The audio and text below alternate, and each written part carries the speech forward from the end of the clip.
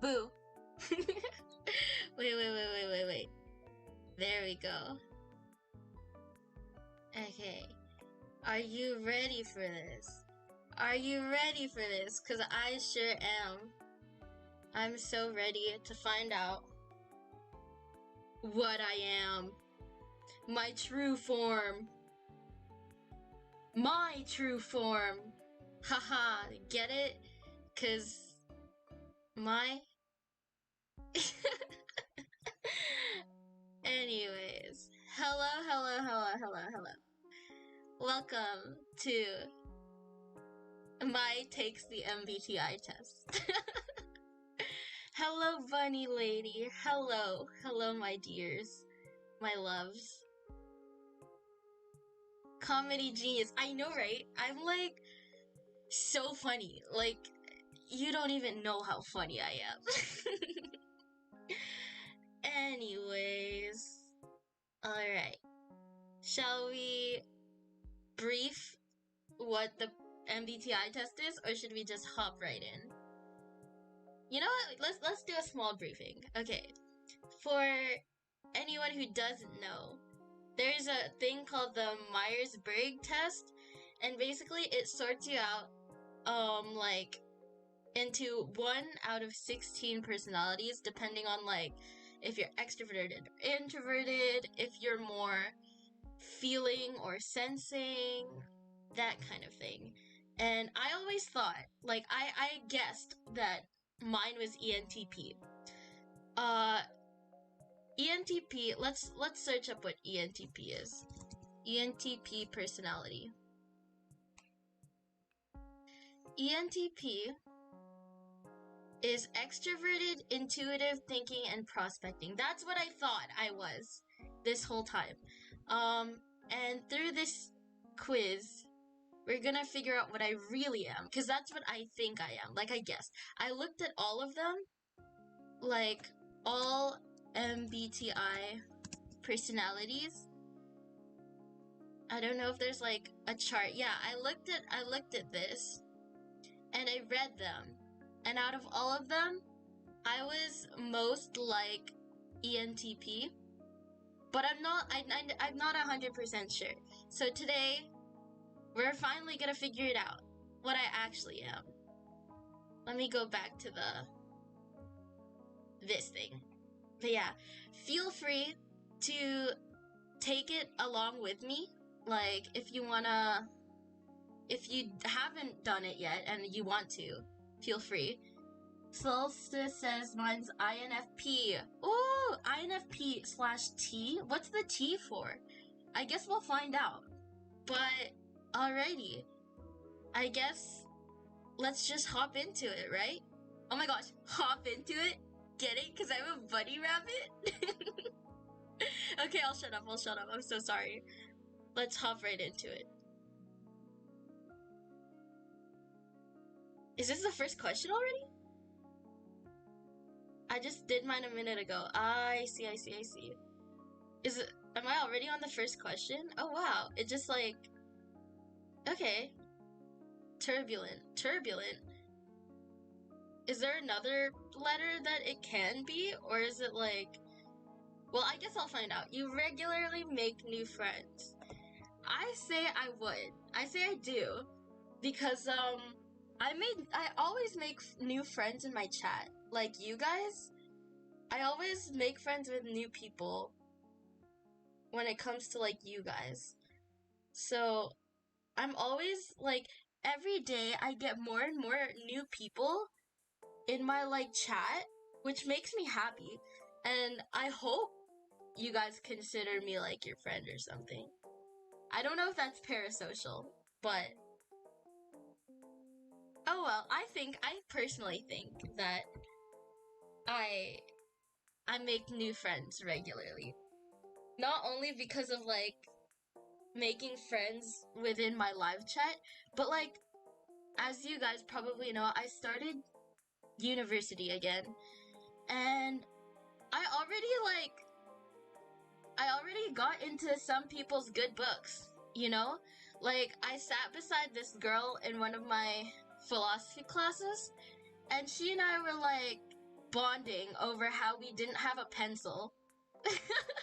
And then there was this guy who sat me in beside me in a different philosophy class, and we were like laughing at all of like the jokes that the other students and the professor was telling. So I feel like there's a blossoming friendship there, you know? Even though I just met these people, I'm sure I can manage to make them my friend. So I'm going to say I agree. Extroverts be like, that's why I think I'm ENTP, because I think I'm an extrovert. I really do. So I'm gonna say I agree. I'm gonna say I think, like, I do make new friends regularly. I make new friends, like, all the time. So can we go back if we want to? Okay, we can.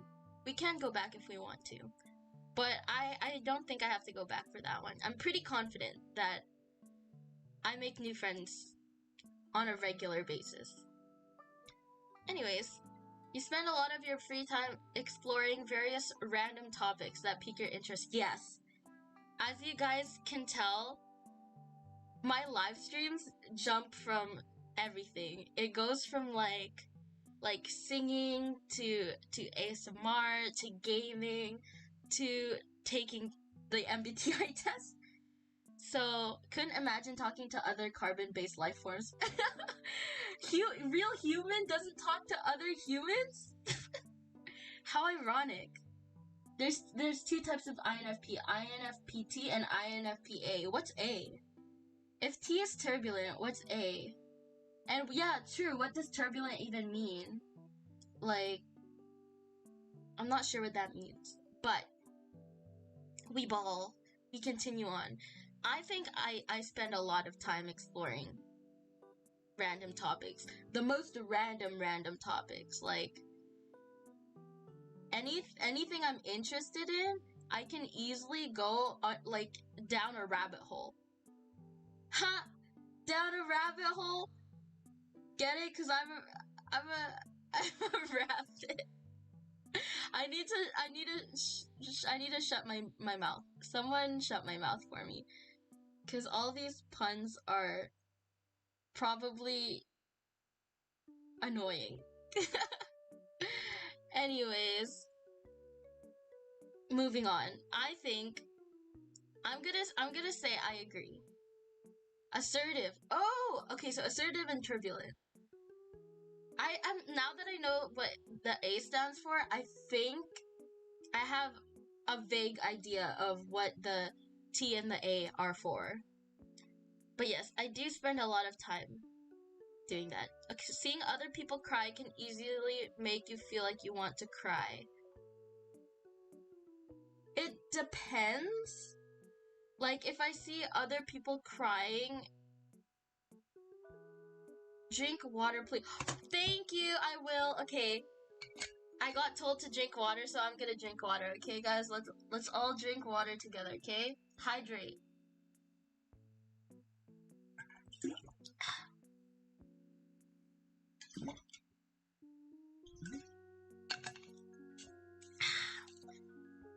Hydration. Okay. Seeing other people cry can make you feel like you want to cry. Again, it like depends. Cause like when it comes to like seeing other people cry when they're like sad or hurt,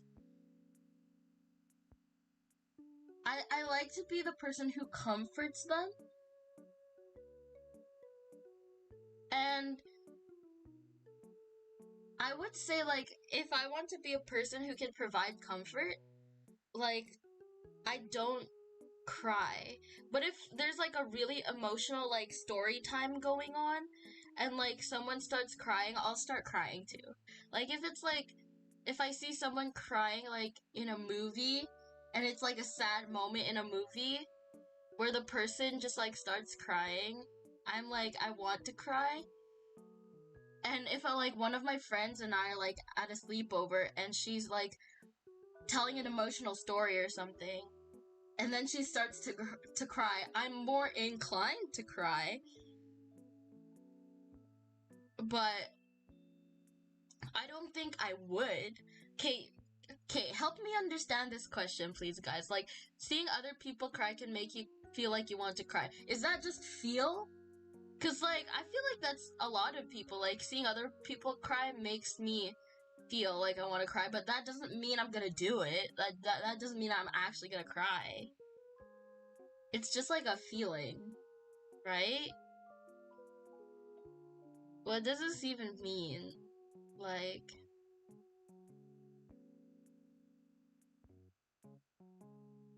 I don't know. Like, okay, wait. Seeing other people cry can easily make you feel like you want to cry. I don't think it's, like, easy. Yeah, prob.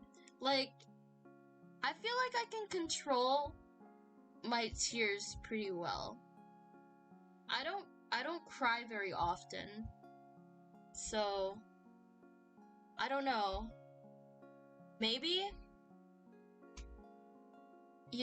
I don't think it means that you actually cry. Okay, so just, like, a feeling. But still, it says, like, easily. And I don't think I cry easily. I don't know. I'm, like, stuck on this one.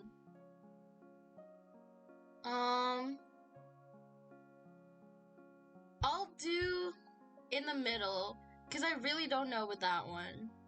Like, I genuinely don't know. Okay. You often make a backup plan for a backup plan. Yes.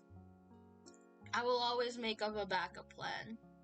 Even for my backup plan. But, is it a good backup plan?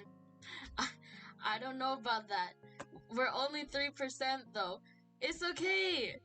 It's okay. This is me being true to me. I'm not gonna pick an answer if I don't feel it's, like, right. You know? It triggers my empathy, but I don't cry when I see it. Yeah. I just want to give them a hug. Yeah. Yeah. But I do make a backup plan. But it also depends on, like, the situation. Like, if the situation doesn't need a backup plan, then I won't. Like, if it's not that serious, then I won't make a backup plan, obviously. Like, I'll have a backup plan, but not for the backup plan. Like, I'll always have a backup plan, but I don't have a backup for the backup all the time. Hello, Vox. Hi. Hello. Welcome. I wish you all the best. Thank you, Bob. I wish you all the best, too. But yeah, so I do have a backup plan for my backup plans, but it depends on how serious the situation is. If the situation's not that serious, I'll just have a backup plan. No backup for the backup. So I'll do like a small agree. Best. Sorry, I had to do it. It's okay. The grammar police, I appreciate. Anyways, you usually stay calm even under a lot of pressure. When it depends on what, I guess. Like, when it comes to exams, yeah. Video games, less so. I mean, it depends on the video game too, because, like, I play Tetris 99, and that's a lot of pressure when you're, like, in top 20. And then when that happens, I start to, like, break. But if I'm playing Dead by Daylight and I'm, like, the last person alive, I'm still pretty calm about finding the hatch. You know? Thank you. That is kind from you. No prob, Bob. Haha. No prob, Bob. I'm sorry, that was really dumb. I'm sorry, I just had to. I would say yes, but not big yes. I would say yes, but not big yes. Lamau, not big yes, just yes. I'll put it in, like, middle yes. You know? Because I feel like it depends on what the situation is. Like, whenever it comes to exams, Bunny Lady got puns. I always got puns, chat. You know that. You know I always got puns. Anyways, I feel like it depends on what I'm doing. Because, like, when it comes to exams, I'll always stay calm under pressure. I'm always calm during an exam. I know that. Like, some of my like, friends and my classmates are like, how do you do that? Because they're, like, panicky when we all meet at the doors. And I'm just, like, scrolling through Instagram. And they're like, Mai, are you not, like, even remotely nervous or anxious right now? And I was like, no, not really when it comes to exams. I have confidence in my knowledge and what I study. So I don't think I ever break my composure during exams, even though it's a lot of pressure. When it comes to certain games, it depends. Like, Tetris, sometimes when I'm in, like, top 20, I stay so calm. But other times when I'm in top 20, I, like, panic. I'm like, one wrong move and I'm gone!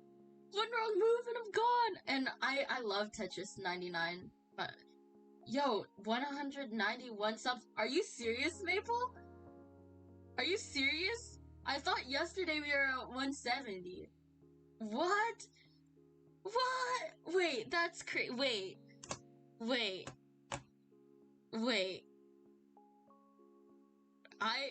Huh? Are you guys for real? Okay, I'm gonna, like, not mind that right now, cause, like, I'm gonna start, like, freaking out.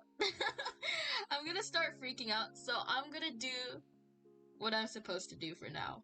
I'm gonna do this right here. Yeah. Anyways,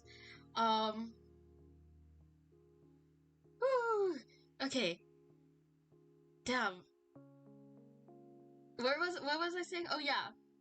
It depends on what, but most of the time I am able to stay calm under pressure. Yes. At social events, you rarely try to introduce yourself to new people. Lies. I always introduce myself to new people. Always. Like, always at social events. I hate being alone, dude. I hate being alone at social events. And here's the... Bye, have a good time. Bye-bye. Bye, Bob. Here's a trick on how to be social. When you don't want to be social, or how to be social when you're alone. Start off by complimenting someone. Like, all you have to do is compliment them, because no one's gonna turn away a compliment, like a genuine compliment. Like, don't catcall people or stuff like that, you know? Like, a genuine compliment. Just be like, hey! And then a compliment. And then that's how you start talking to people. Be like, for example, be like, oh my gosh, that's a lovely dress. Where did you buy that? And then they would talk about where they bought it, and then listen to them, okay? It's good to listen to what they're saying, even though, like, it's a conversation starter, it's an icebreaker. Always listen to what they're saying. Be attentive and ask more questions about it. So if I'm like, hey, I love your dress, where did you get it? And they're like, oh yeah, I got it from, like, Zara. It was on sale for, like, 40% off. And then continue with that. Be like, 40% off? That's crazy. Usually I buy it at full price at this place. Or usually I buy it off at full price, and continue talking about, like, the topic. If they're like, oh yeah, I bought it 40% off at Zara, I'd be like, 40% off? The dress I bought right now was at full price. Like, that's... I have to keep my eye out for sales, stuff like that. And then be like, oh yeah, by the way, my name's Mai. Nice to meet you. Boom. Instant interaction. See, all you gotta do is always start with like a compliment, because compliments are one of the most engaging things. Because if you, and always, okay, here's a tip, an extra tip adding on to the tip. So the tip is start off with a compliment, and here's an extra tip. Follow up with a question. So be like, I like your dress, where'd you get it? Or, I love your hair color, did you dye it yourself? Or, I love your hair color, where'd you get it done? Or, I love your hair color, why'd you pick that color? Like, you know, that kind of stuff. Or stuff like, even like, it doesn't have to be like appearance based, but usually appearance based is the easiest to start a conversation, because you can always compliment someone's appearance, but it's hard to compliment someone you don't know about their personality, you know? Like, I can't just start a conversation and be like, hey, you look smart. Like, you know, like, that's why appearance-based stuff is the easiest conversation starter. Be like, I like your dress, I like your hair, I like your glasses, I like your shoes, whatever. And then ask a follow-up question. And then continue on with that question until you have an opening to be like, oh, by the way, my name's Mai. So, like, it flows nicely, you know? Human interaction tips, yes. So that is my secret. Haha, that's my secret. Haha, that's my secret, guys. Haha, that's my secret to introduce myself to people I don't know at social events. Is I'll compliment them, follow up with a question, and then when I have an opening, introduce myself. But yeah, that's my secret. Haha, haha, haha. So funny, teehee. Anyways, yeah, that's one section done, I think. Yep, that is one section done. Next section. You see, I just be interesting enough that extroverts adopt me. Yeah, that's true, but sometimes you're not interesting, like me. I'm not interesting. Sometimes people aren't interesting.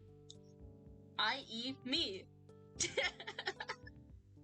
I don't know why I'm a VTuber. I don't know why you guys find me interesting. I don't know why you guys watch me. I have no idea how I met my friends. Literally me. They just kind of joined my party. Yeah, they just accepted the invite, you know, like... Anyways, you prefer to completely finish one project before starting another. I start a lot of projects at the same time. I start a lot of projects. As you can see, I have like a lot of projects that I need to do. So yeah, I disagree. I feel like I start a lot of different things at the same time. Not that it's like a bad thing, like I can handle it, but I know a lot of people start a lot of things at the same time and can't handle it. You're pretty interesting. You're weird. Weird is cool. I think I'm being complimented. I think. But yeah, okay. Yeah. I start a lot of projects at the same time, but I can handle it. So I think the middle one. I think the middle one is the one I want to pick. Wait, follow it up with a question. Yeah, follow it up with a question. You guys are learning. Do the combo. Do the combo. Anyways, you're very sentimental. No question about it. You like to use organization tools like schedules and lists. Yes. Yes. If you guys saw my calendar, it's very organized. If you guys saw my task list, my task list, it's very organized. You guys know that I put out a schedule I like having a schedule for my streams, and I like to follow it as closely as I possibly can. So yes. These last ones were kind of easy. Even a small mistake can cause you to doubt your overall abilities and knowledge. I guess it depends. Gee, same. I don't follow my calendar, but it's there. I try to follow my calendar. I like using schedules, lists. I have a lot of stuff going on in my life. Like, as you guys know, oh, am I lagging? I think I'm lagging.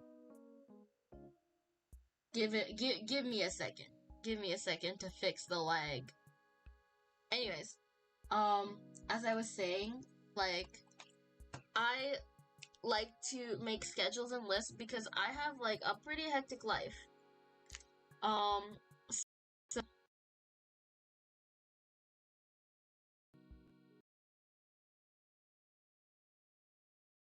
when I have a lot of stuff going on, it's hard to focus or keep track of the really important stuff if I'm like, if I don't have a list or a schedule. So I always like to have organization tools just to like keep me on the right track, you know? And then that way I'll be able to like see what I need to finish, see what I need to start, see when all of my due dates are, and stuff like that. But yeah.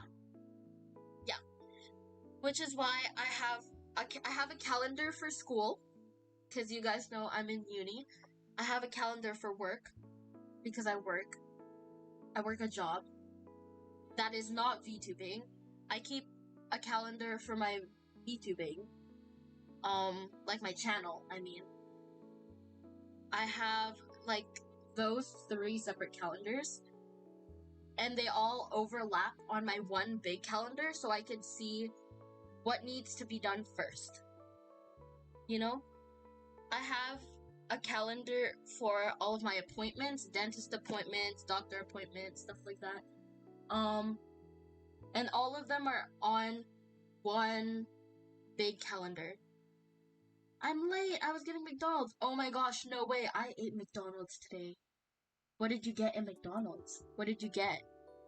Share with us your McDonald's haul. But yeah, so I like to use organization tools a lot because I have a busy life. I have school, I have work, I have VTubing, I have dentist appointments, doctor appointments, appointments. So I like to be organized, especially since I'm a full-time student. I have like a full course load. So I have tests and quizzes and papers and midterms all over the place. So I have to keep track of them, which is why I always use those. But even small mistake can cause you to doubt your overall abilities. I have confidence in my abilities, but I still doubt myself sometimes. So I'm gonna go with small disagree, because small mistakes don't cause me to doubt my abilities, but bigger mistakes do. So I'm gonna put disagree because it does say small mistake, but not like a higher level of disagree, because I still doubt my abilities and my knowledge sometimes, depending on how big the mistake is. And depending on what. Like, when it comes to school, I have like a lot of confidence in myself. But when it comes to like even stuff like VTubing, sometimes mistakes cause me to doubt my ability to know what the heck I'm doing. Even though it's definitely less now, because it's kind of part of my brand. to make mistakes. So I definitely don't feel doubtful as much as I was when I started my channel. Like, I don't feel very doubtful anymore because it's kind of my brand, and it's twisted itself into this fun little, you know, this a fun quip. But before, when it wasn't part of my brand, I was like doubting my ability to be a streamer. I was doubting my ability to be a content creator and doubting my ability to be a streamer because of all the mistakes that I made while streaming. I was like, oh my god, my avatar disappeared, my chat's not working, like, my background music is too loud, that kind of stuff. That before, when I started my channel, caused me to doubt my ability of being a streamer. But after, like, over time, it became like my brand to have scuffed streams and make light of it and make it funny and make it fun. And so that definitely caused me to doubt my abilities less. Hey, bacon cheeseburger, no onions or pickles, medium French fry. Damn, making me hungry. I was already, like, hungry, or not hungry, I was already at McDonald's. I got a McCrispy with medium French fry and an ice cap. I mean, everyone starts out like that, yeah. So, actually, you know what? Maybe I'll do a medium disagree, because I have more confidence now. Thanks to you guys. It's really cheesy, but I definitely have more confidence. So it definitely takes bigger mistakes to cause me to doubt my abilities and my knowledge. But I still doubt myself, so I'm not gonna go, like, full disagree. But yeah, you feel comfortable walking up to someone you find interesting and striking up a conversation. Yes, 100%. As you guys know, I got a method to walk up to random strangers and start a conversation. Compliment, question, introduce. Compliment. Hey, I like your blank. Question. Where did you get it? Where did you... Something about the compliment. And then, lastly, once the conversation's on a roll, introduce yourself. Hey, by the way, I forgot to say, my name's Mai. Stuff like that. Those extroverts, just people to talk. Wait, just talk to people. Actually insane. Yeah, this is why I believe I'm ENTP, because I'm, like, so extroverted. So extroverted. You are not too interested in discussing various interpretations and analysis of creative work. Disagree. I am very interested. My major in uni has a lot to do with that. So, I'm very interested, I will say. You got a McCrispy? Hot and spicy. Yes, it is hot and spicy. Hot and ready. Little Caesars. I'm sorry, this is not a Little Caesars ad. Dang. Gotta try that. I suck at striking out conversations. Yeah, okay, that's... I explained this at the very, very beginning of the stream, so not a lot of people probably caught it. But the My Secret.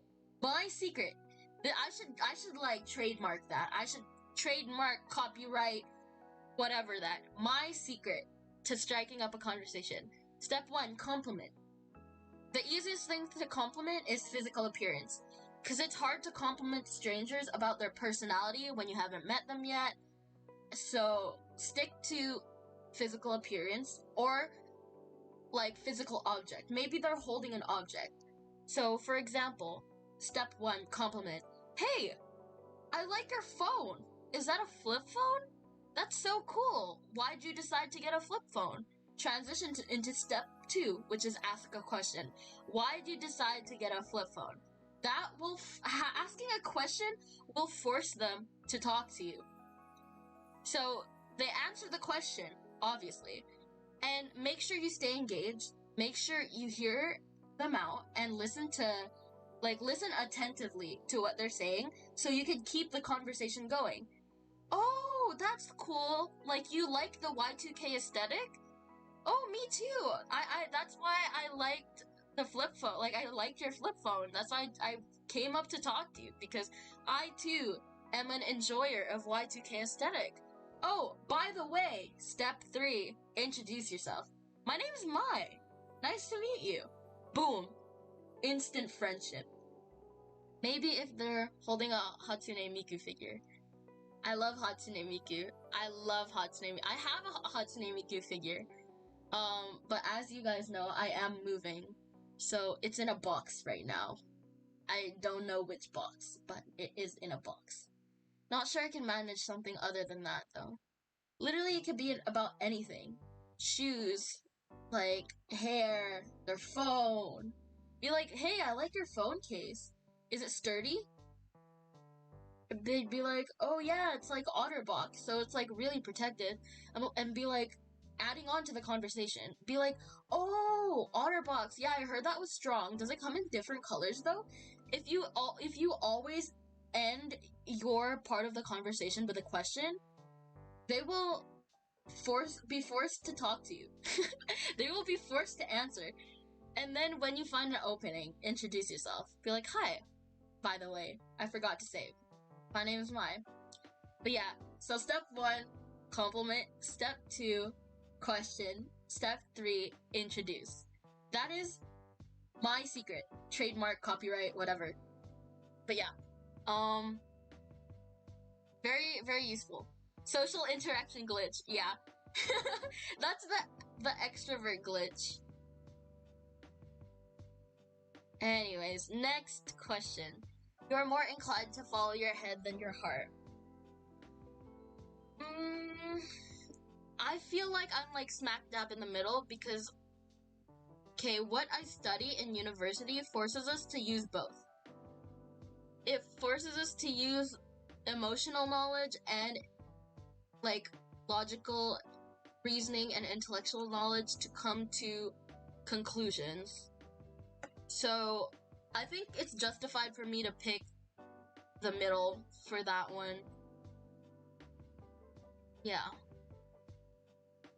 Usually you prefer just doing what you feel like at any given moment instead of planning a particular daily routine.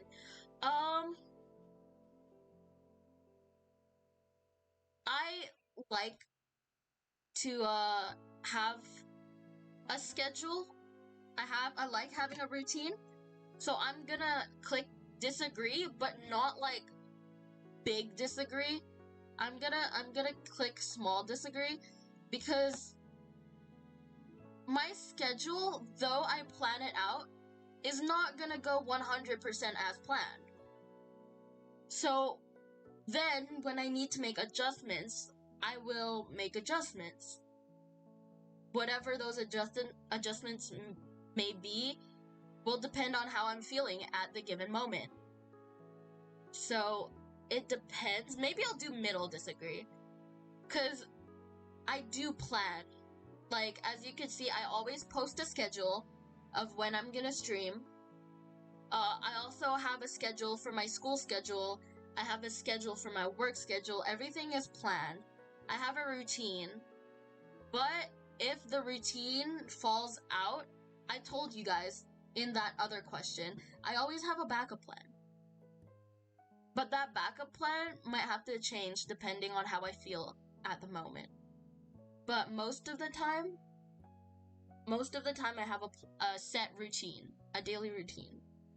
Like today I woke up, got ready for class. I had my first class, I had my second class, I had lunch, I had a meeting with a friend that I needed to attend to, so I met with them. I came home, I started stream. I have a schedule. So I'm gonna click medium disagree. Because I don't prefer doing whatever I feel like. I like having a routine. I do not prefer it. But it depends too, because on my weekends, like when I have like rabbit hibernation, when I have my break, then I like to have one day. But the thing is, it's still planned. I'll plan to have one day where I have like a free day. So in that one day that I planned to be a free day, then I will decide on what I want to do at that exact moment when I want to do it. But still, I planned it. I planned to have a free day. So I feel like that's still a little bit of a thing that, which is why I don't want to click fully disagree. But to each their own, I guess. You guys might be like, oh, you can't just plan every second of your life, you know? I know that. Which is why I have backup plans for my backup plans. Anyways, you rarely worry about whether you make a good impression on people. Disagree, but also agree, which is like a lot of these questions. I worry about making a good impression on people I want to make a good impression on.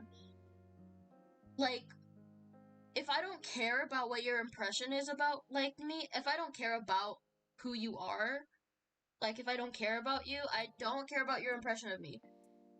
But if it's someone that I want to like me, then I care. That's when I care. You know, if it's people who I want to like me. But if it's like some random stranger that I just met, I really don't care. But I still care about what people think about me. So I'm gonna click disagree. Maybe a small disagree. Because rarely worry. Okay, rarely worry means I barely worry, but I do worry about the people I want to like me, which is a lot of people. Yeah. I'm gonna click small, like, I try to be transparent. Okay. Like, invisible? I don't think I could ever try to be invisible. I'm very bad at being invisible. I tried before. I tried to, like, pretend to be invisible so I could get people to, like, avoid me, but like, I remember one time there's this girl I used to go to school with, and I saw her working at this restaurant that I was eating at, and I tried so hard to be invisible, but she noticed me, and I tried so hard to be invisible because like I was with people who were not the best people. Like, okay, so we were at a restaurant, and one of the girls that I knew from high school was working there. And I was with a group of people who seemed like they didn't want to tip. And I always tip, okay? My always tips. My secret always tips. And I was with a group of people who, not all of them tip. And I was trying so hard to be invisible. But she noticed me. She noticed me. She noticed me. And I was like, so I gave like an extra big tip. Just because I wanted to like balance out the other people who I was with, who I knew probably wouldn't tip or wouldn't tip very big. So I gave a big tip. Yeah, I gave a big tip. Anyways, even though I try to be invisible, sometimes it doesn't work out for me. But this question.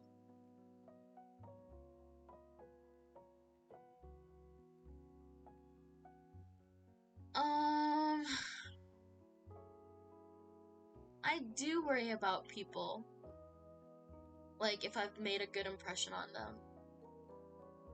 But that's just the people I care about. You know what? I'm gonna do middle disagree. I've been doing middle disagree for a lot of them because, like, there's parts of it that I want to say, like, one or the other. So I'm gonna... Because I still worry, okay? I worry about what people think about me. It's a rare case when I don't care about what you think about me, because if I don't care what you think about me, that means I don't care about you. Like, I do not care about you if I don't care what you think about me. And by don't care, I mean like when I don't care about someone, it's probably because I'm on bad terms with them. Like, okay, this is me personally, okay? Me personally, I start off with good terms with everyone. There is no neutral term for me. It's either you're good or bad. It's either I like you or I don't. If I like you, I like you. If I don't like you, I don't like you. There is no neutral. There is no like, oh, it's mutual. No, it's either I like you or I don't like you. And most of the people I like, which is why I want them to have a good impression of me. And if I don't care about you, if I don't like you, which is the rare 1%, because I don't dislike a lot of people. I have, like, if I think from the top of my head right now, I think there's only 1 to 3 people that I genuinely don't like. That I genuinely dislike. Like, people that I personally know. Not like anyone famous or anything. Like, people I personally know. There's only 3 in my entire life that I do not like. So, everyone else that I've met in my entire life, I like them. I like them. So it's gotta take a lot for you, like, for me to dislike you. It takes a lot for me to not care about you, which is why I'm not gonna put all of the way on disagree, because, like, I still have that section of people that I literally, like, don't care about. That's why I'm not gonna put it all the way, like, disagree. I always worry, because there's, like, a small smidgen of percentage of people that I literally do not care about. And I'm like, yeah, whatever you think about me, I literally don't care. Anyways, you enjoy participating in group activities. Yes, I love group activities. There have been many people I can't stand, but that probably says more about me than them. I see. There's only like 3 people that I can't stand. And one of them is like my ex-best friend that I've known for like 12 years of my life. Long story. Maybe I'll do a story time eventually. But not this time. But yeah. You like books and movies that make you come up with your own interpretation of the ending. Yes and no. I like books that make me come up with my own interpretation. I don't like movies that make me come up with my interpretation. Like, if a book leaves you at an edge, like a cliffhanger, I kind of like that, because then I can, like, expand more in my mind. But, like, it has a different effect in movies, where it's just like, but, like, I don't know. Like, there's a particular play that I like.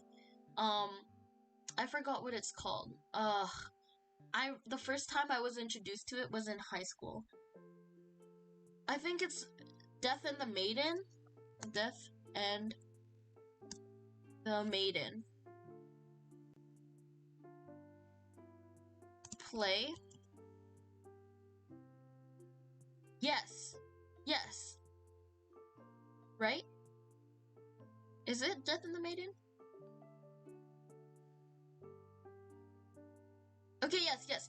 Death of the Maiden. Okay, there's this particular work of literature, which is a play, called Death of the Maiden. And it has, like, such a cliffhanger ending. And I love it, because it forces you to ask yourself, like,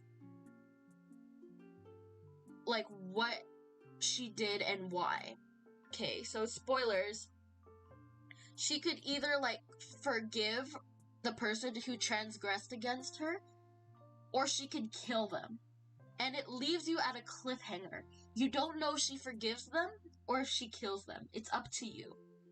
And I loved it. And I was like, yes. But then I, like, watched this movie where there was, like a love affair happening. And and there's this guy who, like, slept with some man's wife or something, and then that woman got pregnant, and then the child could be either the husband or the other man. And the movie just ends at the hospital with the woman giving, like, birth, like, being in labor, and the husband being there while she's giving labor, but then the guy's also standing in the hospital, like, walking away ominously, and it just ends. And you're like, okay, but whose child is it? Like, whose child is it? Like, let's be for real. So I guess it depends, which is why I'm gonna do this, and you can't judge me for it. Your happiness, let's not say it. Your happiness comes more from helping others. Yes. Yes, but not all the way. Because I do like accomplishing things for myself as well. But I do like helping other people accomplish their goals. Goosebumps fan? Me?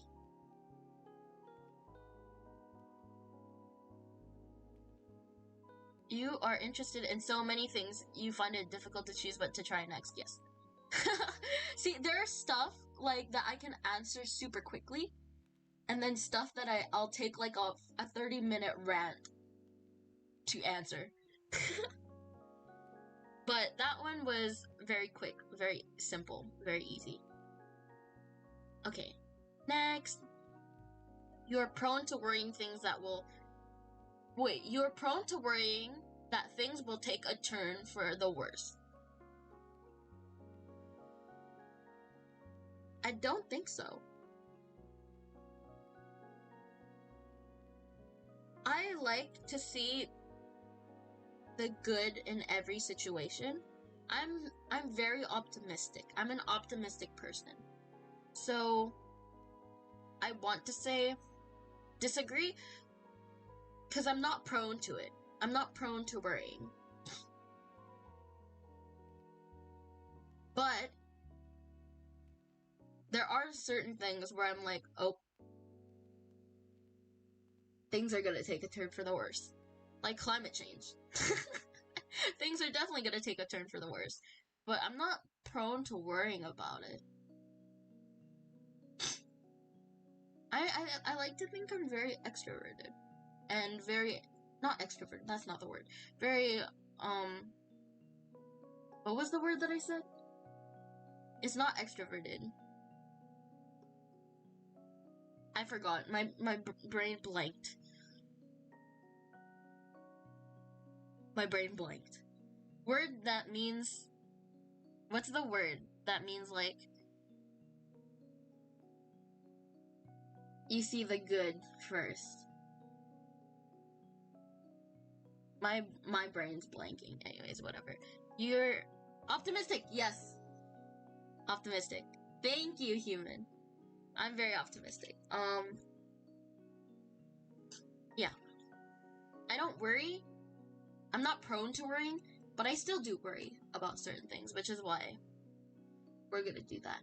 Anyways, you avoid leadership roles. disagree, but not all the way. I like to take leadership roles, but if I know for a fact that there's someone who will be a better leader than me, I will push them to pursue it. I will take leadership roles. Like, I don't avoid it. I disagree. I do not avoid it. But if I see someone is better suited, then I will avoid it. Yes. Anyways, you are definitely not an artistic person. Disagree. I am a very artistic person. I am in the Faculty of Arts in my university. So, you think the world would be a better place if people relied more on rationality and less on their feelings? Again, I'm gonna put the middle for this because my degree of study, like in university, forces us to use both and see the value in both.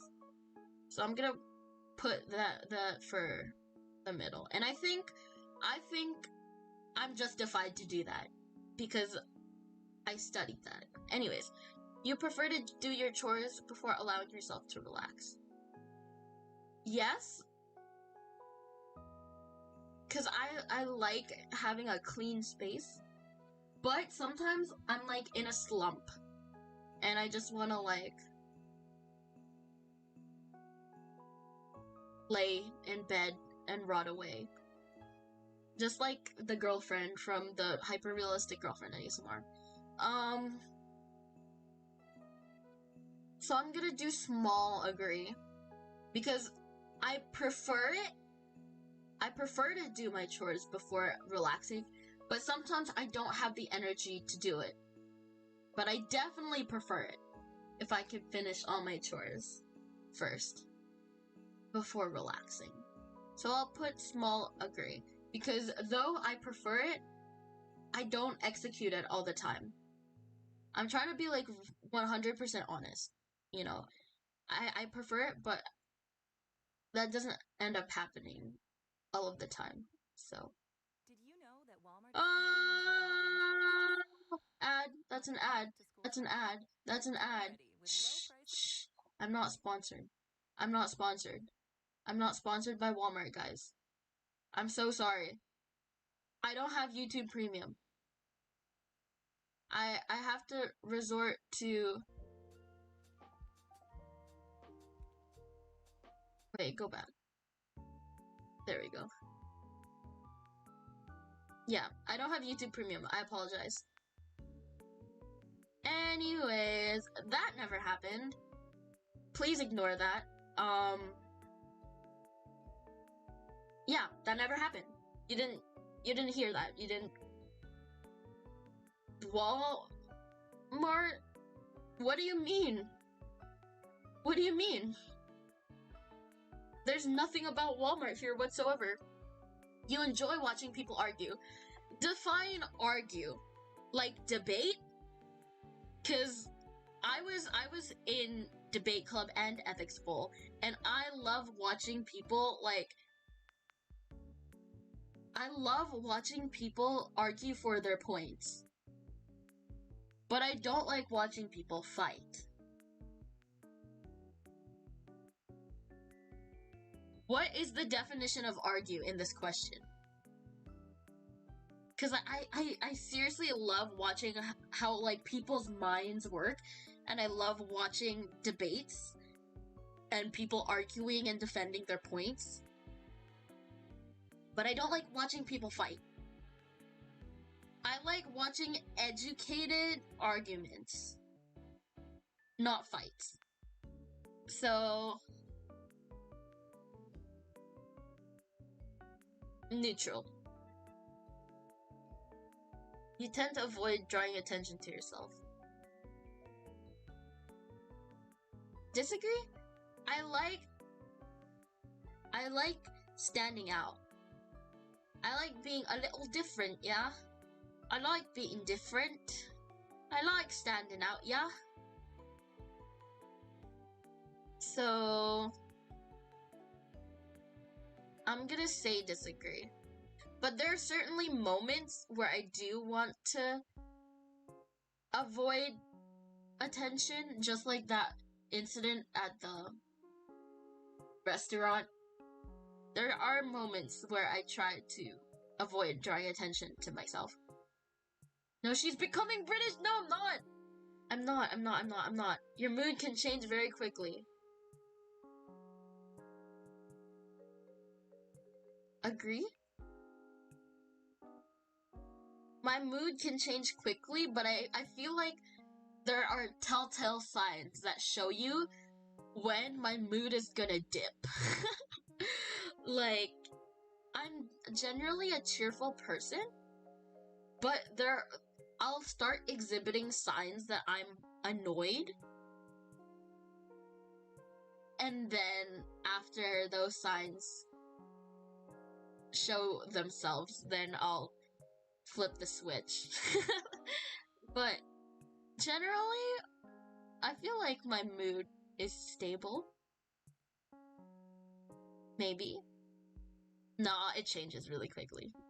Yeah. Right? Maybe I should ask my parents. Does my mood change real quick? I feel like generally I'm happy.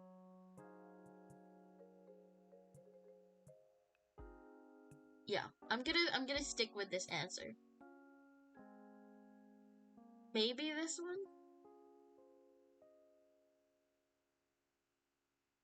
I'm not sure. Do you guys think my mood changes quickly? I mean, it's probably not the best to ask you guys, cause like, there's no like personal relationship between us, but judging by the fact that you guys watch me, do you think I switch my mood frequently while I stream, or is it pretty consistent? I'm curious, cause I feel like my mood does change, but how quickly does it change? Probably not. Yeah, okay, then I'll do the small one. I'll do this. You lose patience with people who are not as efficient as you. It depends. Sometimes I lose patience with my sister when she's not as efficient as me. Like when we're packing up for moving and stuff, I'll like wait for her to finish packing stuff into the boxes that we packed, cause I just like am, in my opinion, like faster at her than faster than her at packing. But so sometimes I'll like we'll help each other packing a box, right? And she'll like I'll pack and she'll pack, and we've started at the same time, but I've packed all the things that I've needed to pack in the box, and since we're sharing a box, she's still packing her stuff. And then I'm just sitting there waiting for her to finish packing so we could close the box, like so we could tape up the box. And I'm just sitting there and I'm like, can you like hurry it up, Miss Ma'am? Like, but when it comes to like projects and stuff, I like to be patient with people, and like especially if I see that they're doing their best and they're working hard, I'll be patient with people who are like having trouble with schoolwork.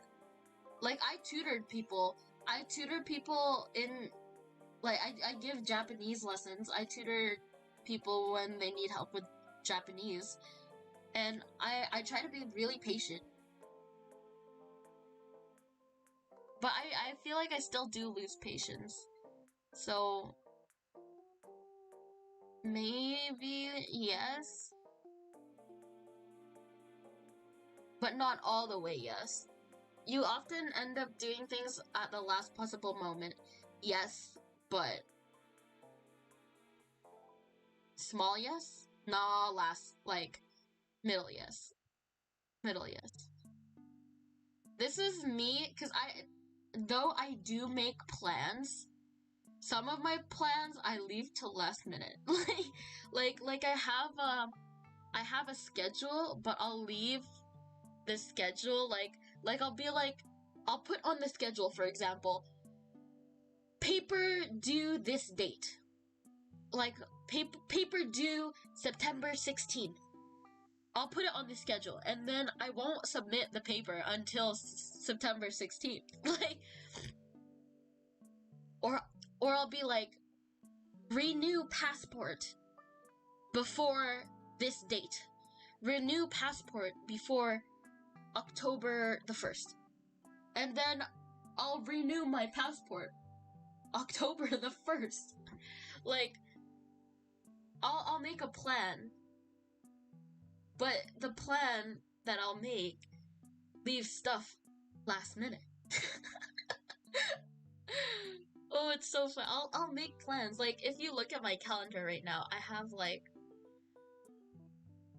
a video that I can't talk about that I'm editing because I don't want to spoil it. But I have a video that I'm editing, and I was like, finish editing video by this date. I set the goal. I set the goal to finish editing this video by September the 17th. I'll tell you the date. I made the goal to finish editing the video by September 17th. But watch me post the video on September 17th or something like that. Like, I'll make a plan and I'll schedule it and I'll be organized about it, but I'll leave it till last minute. So that's why I'm like, yes. Yes. Even when it came to, like, my university stuff, I talked to my academic advisor, like, literally last week. Like, a week before school started. It was still on time, but at the last possible moment, kind of on time. You know? Is that bad? Am I bad for doing that? I don't know, you tell me. But, hey, I'm still alive, and it's still working for me, so. You've always been fascinated by the question of what happens after death, yes. That one was easy. Okay, we're halfway, guys! Woo woo, we're halfway! We're halfway, and it's been an hour. Not bad. Not bad. If I do say so myself. INFPA, mediator. That's a new one for me, but it says I share personality type with Fox Mulder, and that makes me happy. X-Files. INFP. INFP is really popular. Wow. I still think I'm ENTP. Even after seeing all these questions, I'm still confident that I'm ENTP. You usually prefer to be around others rather than on your own. Though I am extroverted, I do like my alone time. So, I'll pick agree, but maybe like middle agree. Yeah. You become bored or lose interest when discussions get highly theoretical. Disagree. You find it easy to empathize with a person whose experiences are different from yours. Yes. To the max. To the max. My degree, okay, I talk about my degree a lot. You guys could probably guess what my major is just from talking in today's stream. But a lot of our conversations are like what ifs.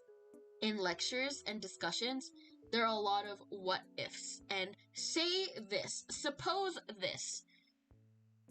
And then we have to answer. Even though it's highly hypothetical and theoretical and we haven't experienced it ourselves.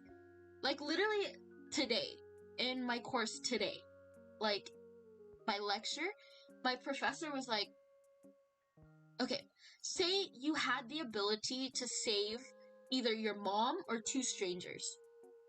And your mom and those two strangers are all the same age and all have the same capacity to do good. They're all virtuous people. Your mom is as equally virtuous as one stranger, and they're all the same age. The only difference is you can save either your mom or two strangers. Like, and then people were making arguments that I haven't like experienced myself, but I can empathize with them. Like, for example, one of the students in my class were like, how good is your relationship with your mom? Yes, the trolley problem. Yes, exactly. But like phrased differently. It's phrased differently, but it's the trolley problem. They're like, what is your relationship with your mom? Like, was she a good mom to you? And then my professor like threw in a lot of hypothetical questions like, well, okay, fine. Say, we'll make 3 scenarios. We'll say one scenario is your mom was a very good mom to you and she loved you dearly and was very close to you. Second scenario is she put you up for adoption, so she is your mother, but she was not as active in your life. Does that change your answer to the problem? And then people were like, well, technically then she's still a stranger, even though she gave birth to you. And the professor was like, do you owe her anything just because she's your mother? Do you owe her because she birthed you, or do you owe her, like, by owe, I mean owe gratitude. Do you owe her gratitude because she birthed you, or do you owe her gratitude because she raised you? There's the difference in, like, relational and biological. Like, why are you inclined to save your mother? And people were, like, thinking, they were like, oh, well, if she's just, like, your biological mom, but she put you up for adoption, it's easier to save the 2 people than her, because in our mind, she's also a stranger. And then another student argued for, well, you owe her gratitude for giving birth to you. Like, you owe her that. And so people were, like, arguing, and I could totally empathize with, like, everyone. Like, it turned into a pretty heated argument. Like, it was pretty heated in that lecture. People were like, oh, it depends on her motive behind her giving you up for adoption. Like, did she give you up for adoption because she didn't want kids, or did she give you up for adoption because she thought you would have a chance at a better life if you were put up for adoption? And then it just, like, spiraled and stuff, and people were getting, like, very heated, and I was like, as a person who hasn't been put up for adoption and, you know, had the, like, privilege of being raised by my biological mother, I can still empathize with people who were adopted and argued for their points. Like, I can empathize. So that's why I, like, put that there. Anyways, you owe her nothing in that situation. You didn't ask to be born. Yeah, see, some people argued for that, and then some people argued the opposite. Like, you wouldn't be alive if it wasn't for her. So, stuff like that. But yeah. Just my talking about her lectures.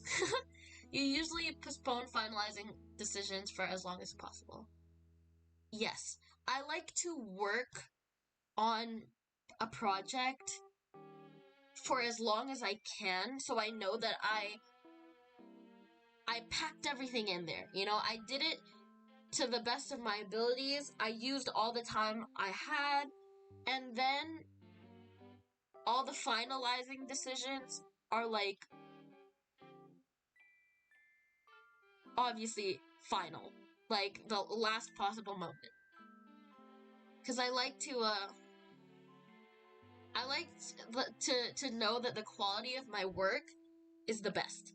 So I will work on it non-stop and postpone final decisions until the last moment. So You rarely second guess the choices you have made. Disagree. I second guess myself all the time. Don't mind me eating chocolate. I'm eating chocolate right now. Let me drink some water. I don't know if you guys heard, but my mother walked into my room while I was talking, and she just handed me a box of chocolates. I love my mother. She's very sweet. But yeah, I was talking, and she just popped her head in and handed out a box of chocolates towards me, and I was like talking, and I took them, and then she just smiled and left. She's very sweet.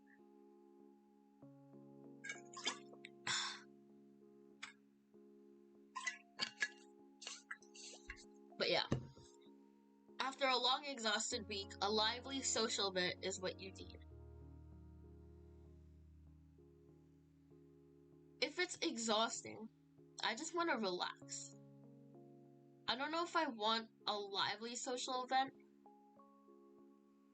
I'd like to go to a social event after a long, exciting, exhausting week. I'd like to go to a social event, but I'm not sure if I want to go to a lively social event.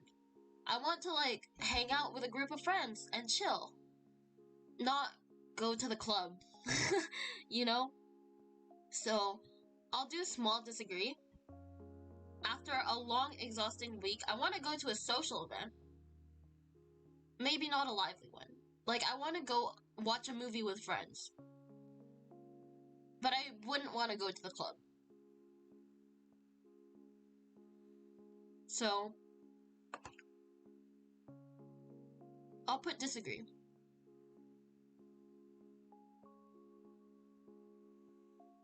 I'm hungry. Same. Time to get chimkin. I will make something with eggs. A child? Huh? Huh? What is the conversation? I don't know what this conversation is about. Anyways. I agree, but I disagree. You know what? We'll put the middle. Because I do want to go to a social event, but not a lively one. You enjoy going to art museums? Yes, I love art museums. I live really close to one. I live a 10-minute drive away from one. You often have a hard time understanding other people's feelings. Disagree. You like to have a to-do list. Agree. You rarely feel insecure. Disagree. I always feel insecure.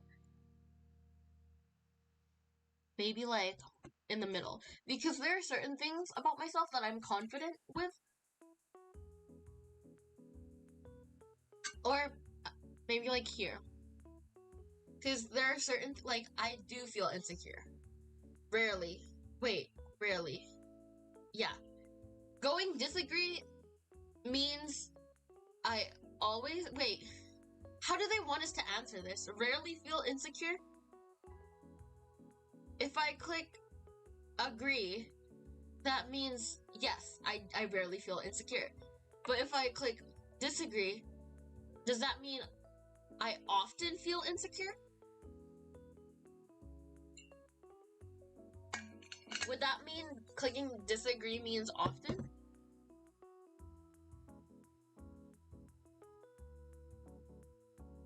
You avoid making phone calls. Disagree. I love phone calls. You often spend a lot of time trying to understand views that are very different from your own. Agree. That's my whole degree. My whole degree of study. Yeah. We're almost there, guys. We're 70%. We're 70% there. Look at us go. We're so speedy. It's been an hour and a half. Not bad. We're actually getting through this pretty fast. Alright then. Next little bunch of questions. I don't either. I don't know what's going on. You knew exactly what you were doing. What is going on? I don't know the conversation in chat right now.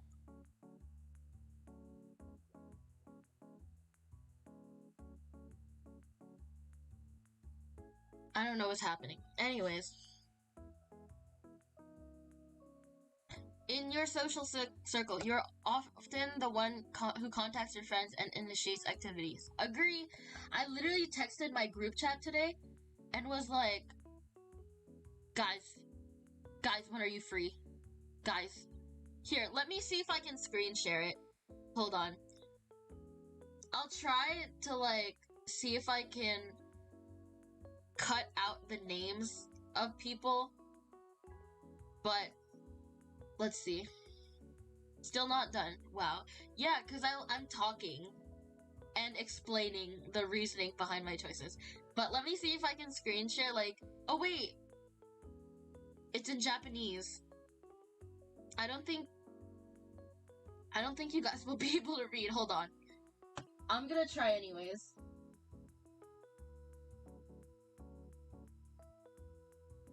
Let's see.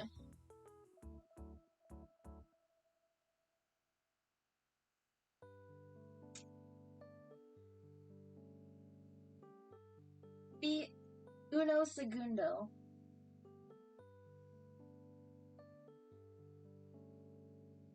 Let's see how fast I can scroll and find this. Okay. I don't know if you guys are able to see this,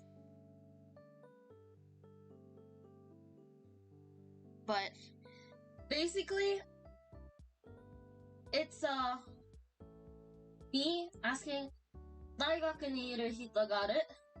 今ここで. It means like I'm here at university.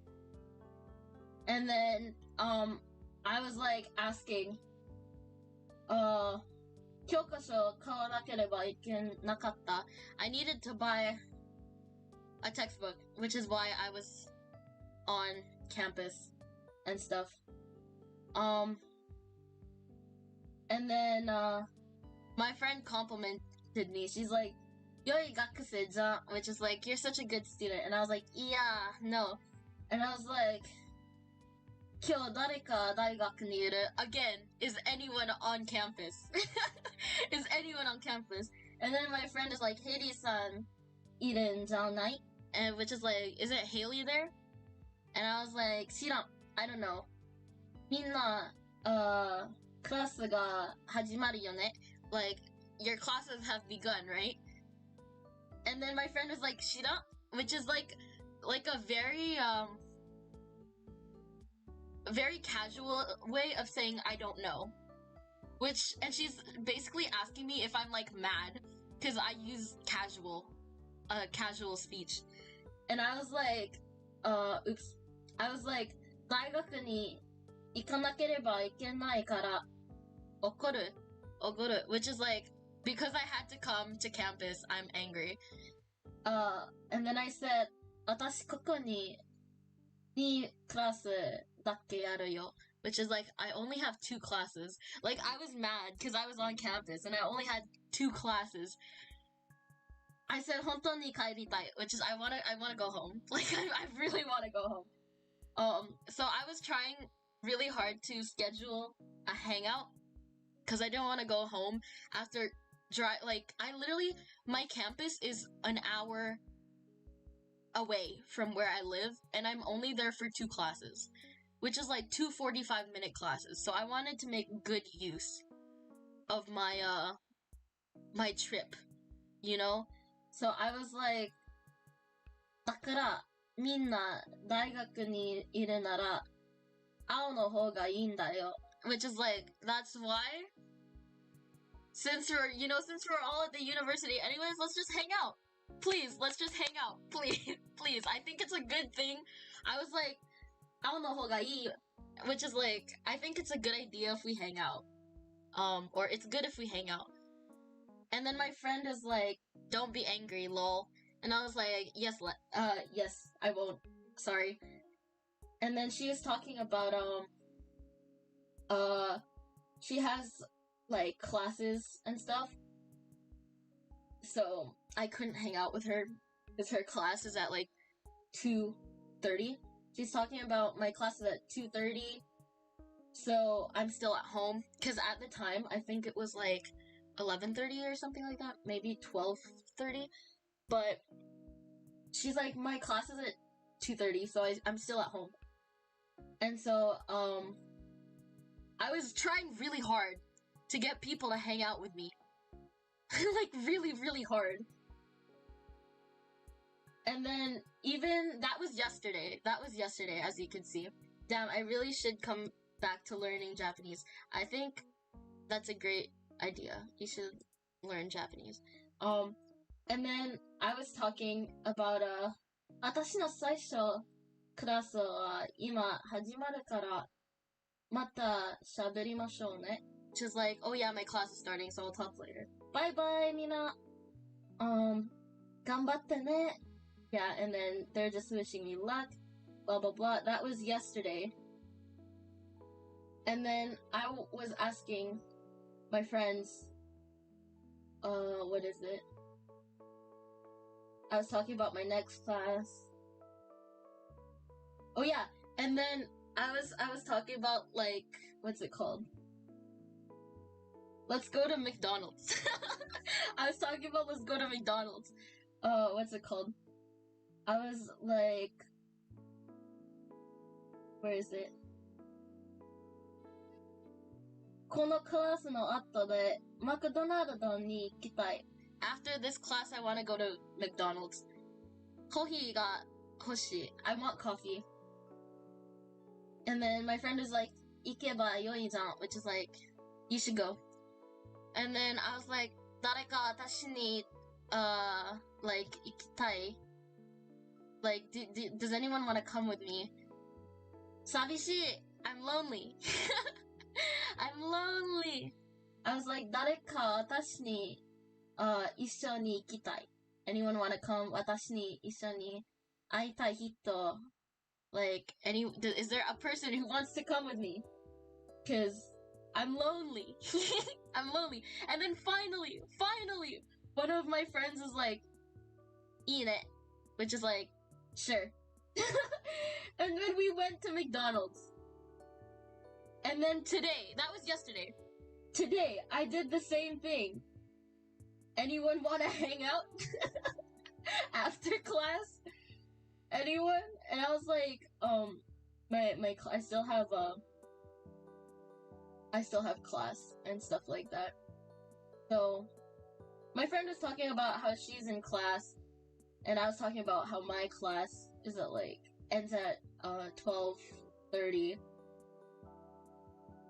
So, yeah, that is me trying to schedule, what's it called?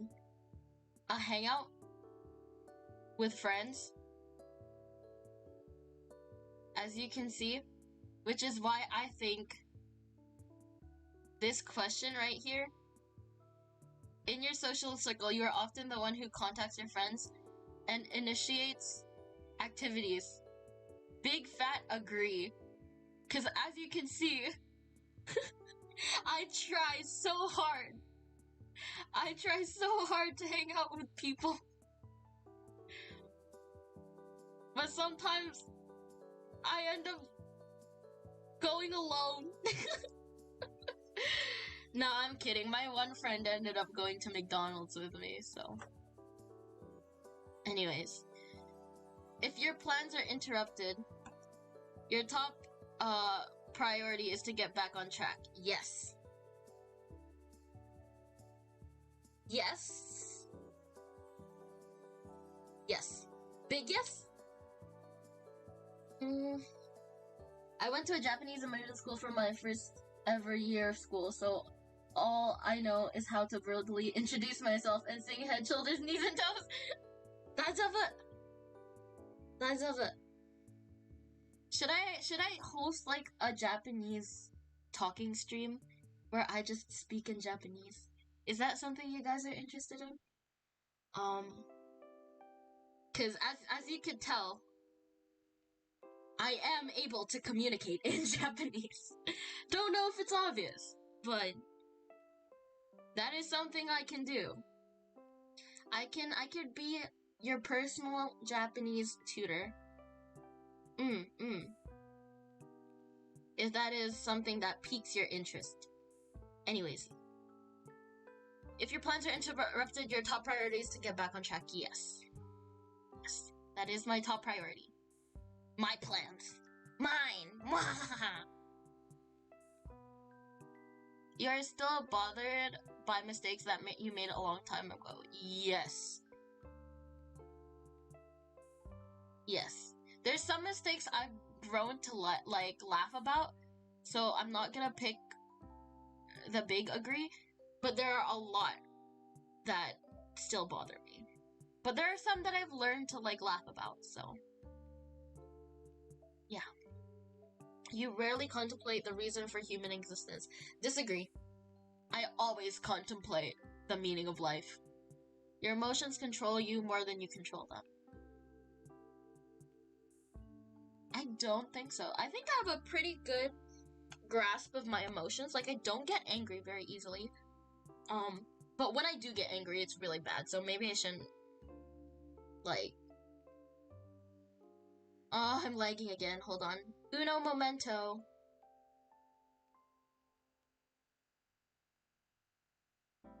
Could be a fun stream. Haven't been to Japan since before the pandemic, so my Japanese is a bit rusty. It's okay. 一緒に勉強しましょう。大丈夫。Ooh, welcome. What a lovely entrance. Ooh. Anyways,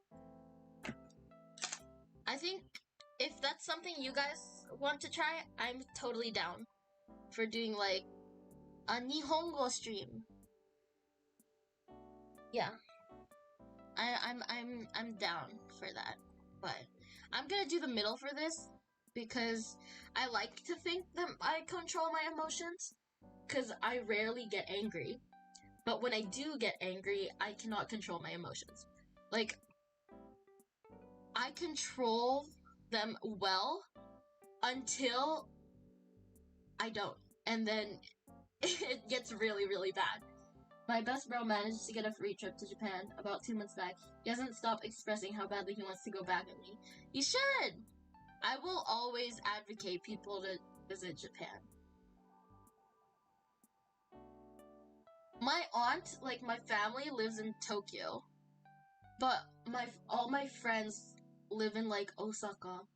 So it's conflicting because my family lives in Tokyo, but my friends live in Osaka.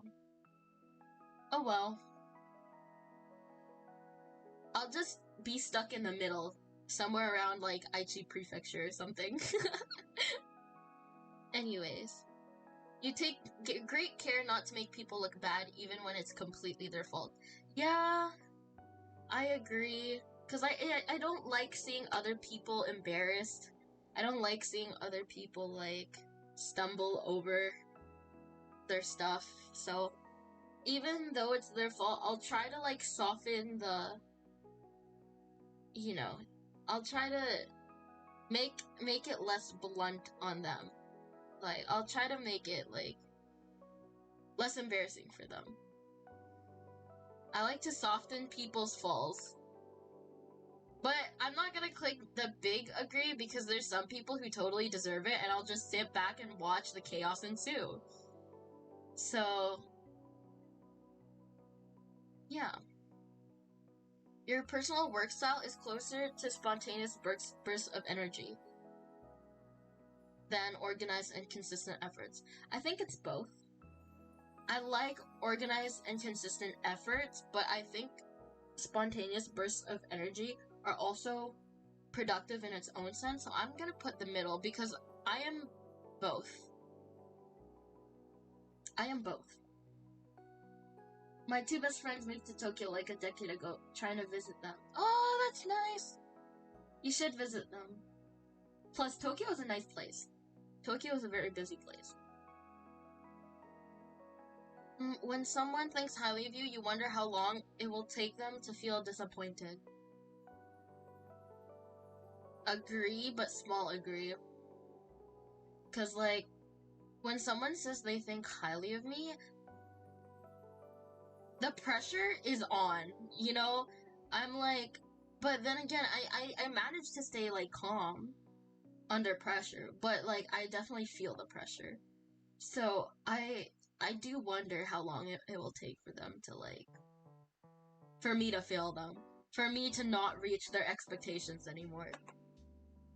So I'll answer small. Because even though I wonder that, yes, I wonder. It's not something that I'm constantly thinking of. I do wonder how long it will take for people to lose their confidence in me and, like, lose their confidence in my abilities. Excuse me. But it's not something I think of consistently enough to make it a medium agree. You'd like a job that requires you to work alone. Disagree. I like having people around. I'm an extrovert. I'm very extroverted. I like having maybe big disagree because I do like having a job that requires me to be around people. But it's also nice to have some moments where I can be alone, like where I could just type a paper or something like that. But I do like working with people, so I'll click big disagree. When people talk about my better attributes, it's hard for me not to think about my flaws. Yeah, I agree, me too. I feel like that's a natural response, I think. Correct me if that's just an us thing, but I feel like it's natural to feel like that way. So don't feel too bad. Don't be too harsh on yourself. You believe that pondering abstract philosophical questions is a waste of time? Waste of time? What do you mean, waste of time?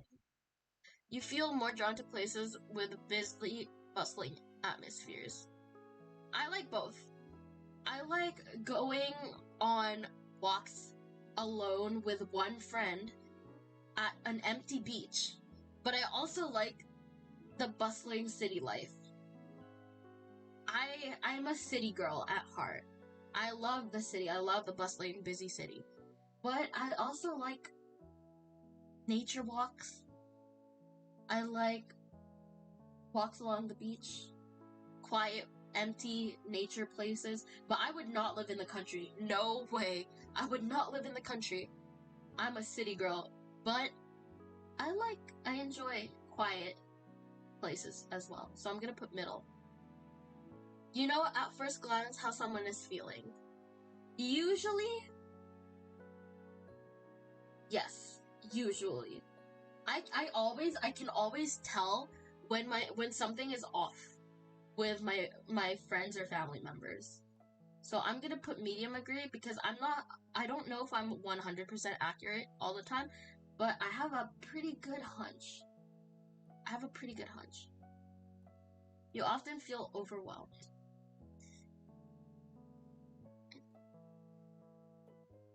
Yes, but like small yes.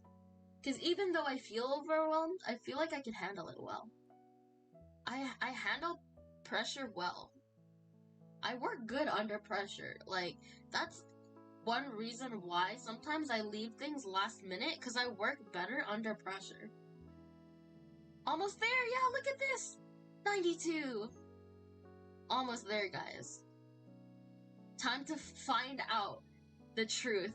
You complete things methodically, without skipping over any steps. What if steps? There are steps you can skip over. That's the thing.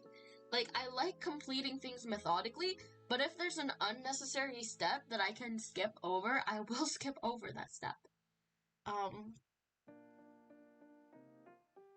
Like for example, when I was applying for my degree, so I have an advanced single major.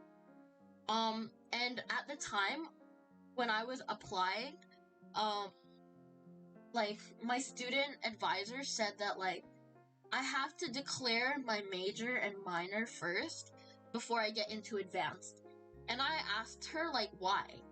Can't I just, like, go straight into advanced? Because you guys have my GPA.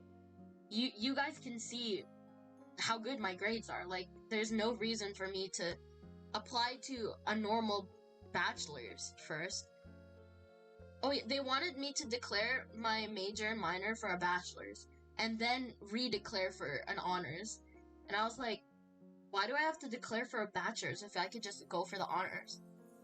And then she was like, well, because it's like the first step, you know, you have to declare your major and minor.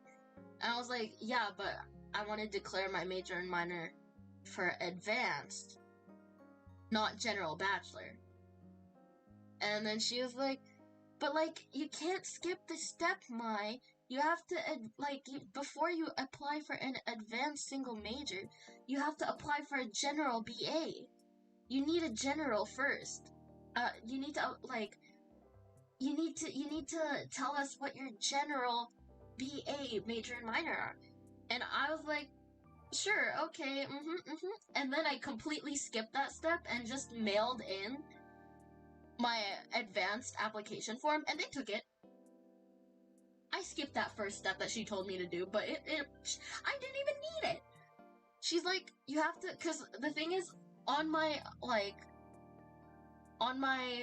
student, I don't know how to call it, the interface for students that, at my university, the interface that we use, it showed that I didn't have major or minor declared.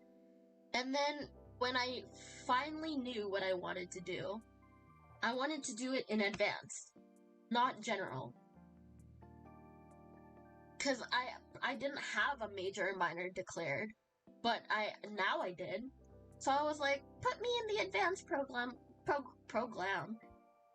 please. And my advisor was like, you gotta be in general first before you apply to advanced. And I was like, but you guys have my GPA. Just put me in.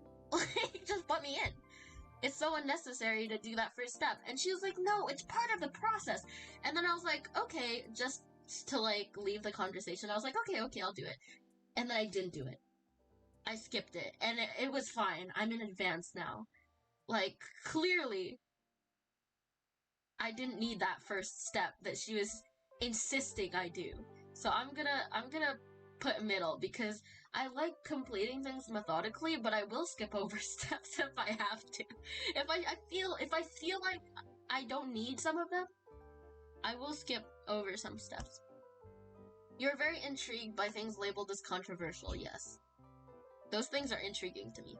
You would pass along a good opportunity if you thought someone else needed it more. Agree, but middle. Again, with the leadership question that was brought up earlier, I would always, I would never pass up a leadership opportunity unless I know someone else is better suited. So, you struggle with deadlines. Middle, because I do things last minute, but I always make the deadline. Wait, so no, I disagree. I don't struggle with it. I do it last minute, but it's not like a struggle, because I told you guys, I work good under pressure. So I do not struggle with deadlines. Not. Maybe the middle? No, I'll do the small one. You feel confident that things will work out. I can't talk. But yes, now, it took a lot of growing, but now, in my current position, I feel confident that things will work out for me. Gender. I am female. Moment of truth! Moment of truth! Guys, I'm not ENTP! ENFJ. I got the EN right. Protagonist. Are you sure about that? Are you sure about that? Protagonist? What?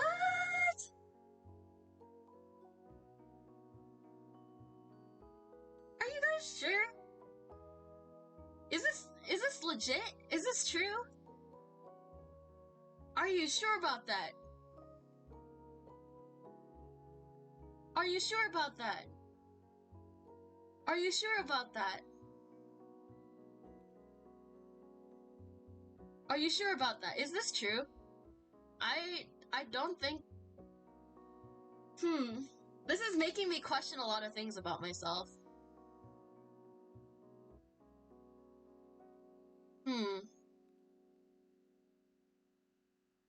We're just side characters in Mai's world? No! No, don't say that! Don't say that! You guys are not side characters. I don't know how to feel about that.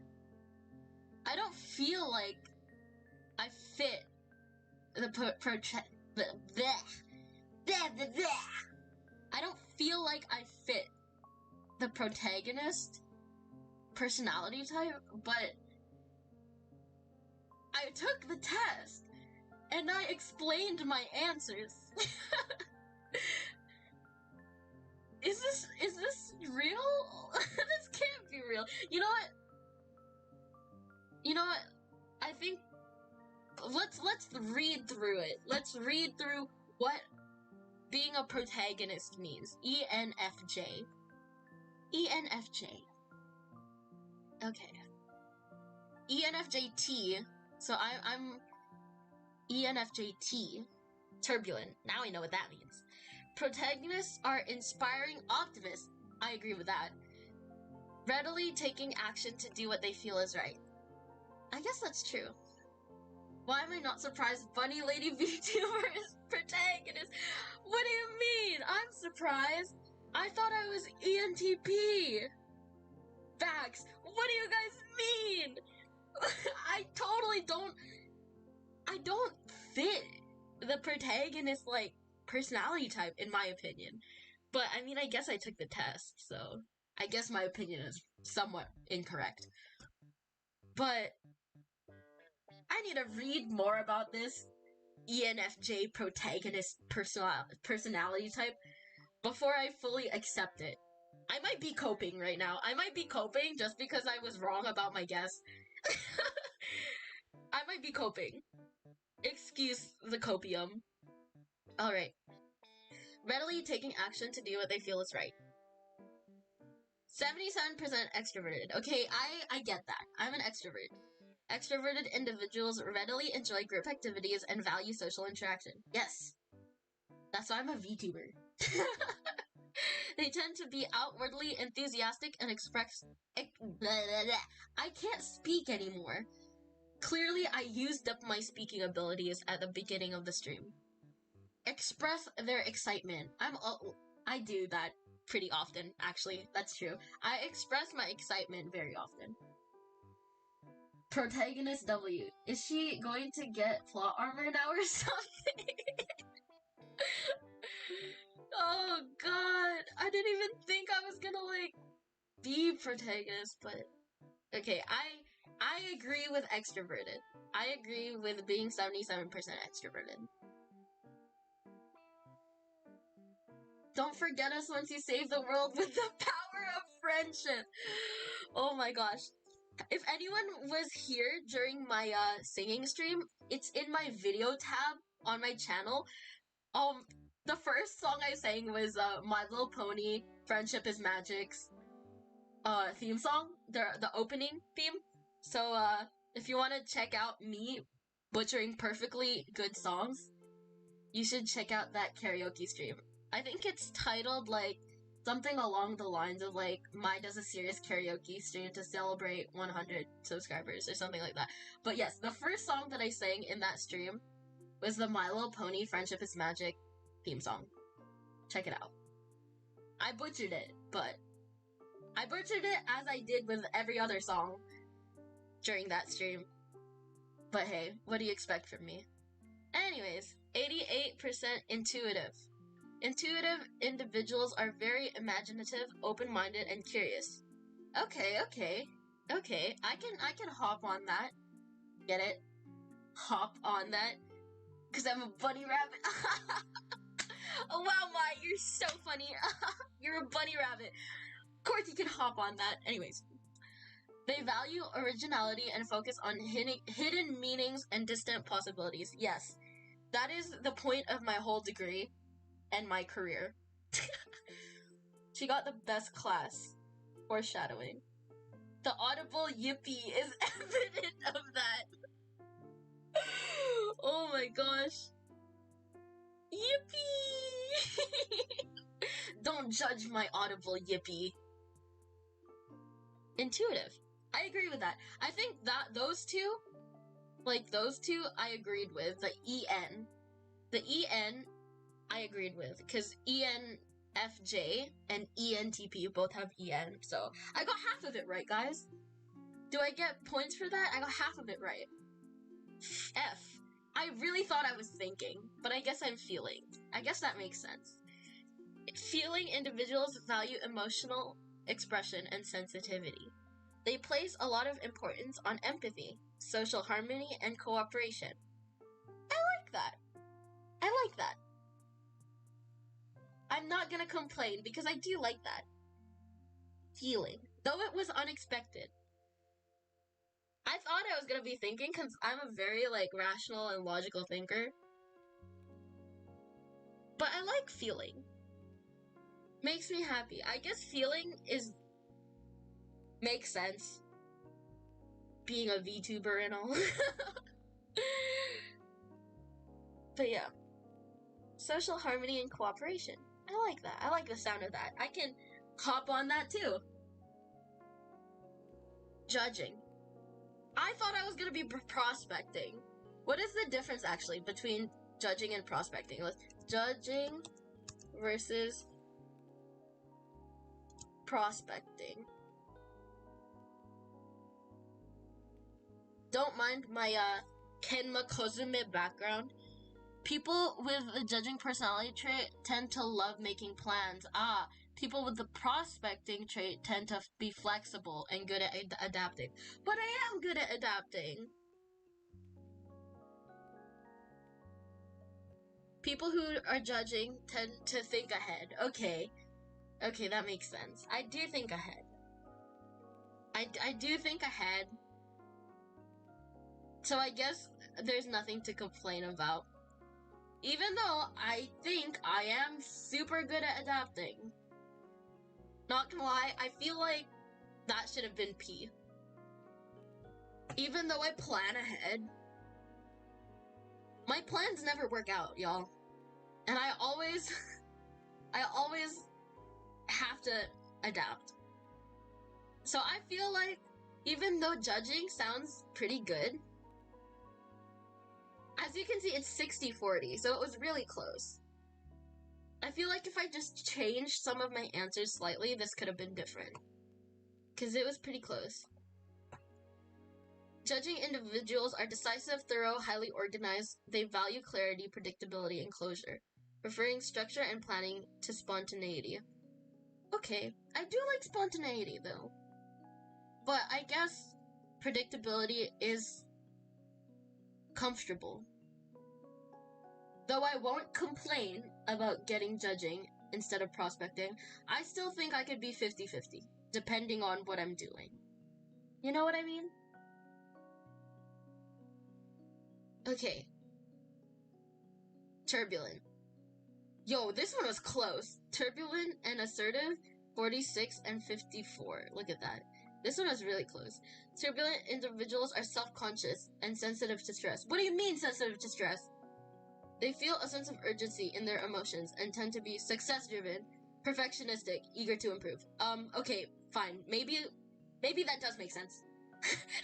Okay, I am success-driven. I am a bit of a perfectionist. And I'm always eager to improve, but I feel like that's natural, right? I feel like that's natural. Self-conscious? I'm always self-conscious, guys. But I don't know about sensitive to stress, because I work good under pressure. You know? I work good under stress. I work good under pressure. So, I don't know if I would agree necessarily with this part, because I do the best work when I'm under pressure. That's why I leave everything, I plan intentionally. I intentionally do things last minute, with enough space to finish it, with enough time to finish it. I will leave it last minute with enough time. to finish it because I work better under pressure. So I will leave papers, like I will start papers like half a month or 2 weeks.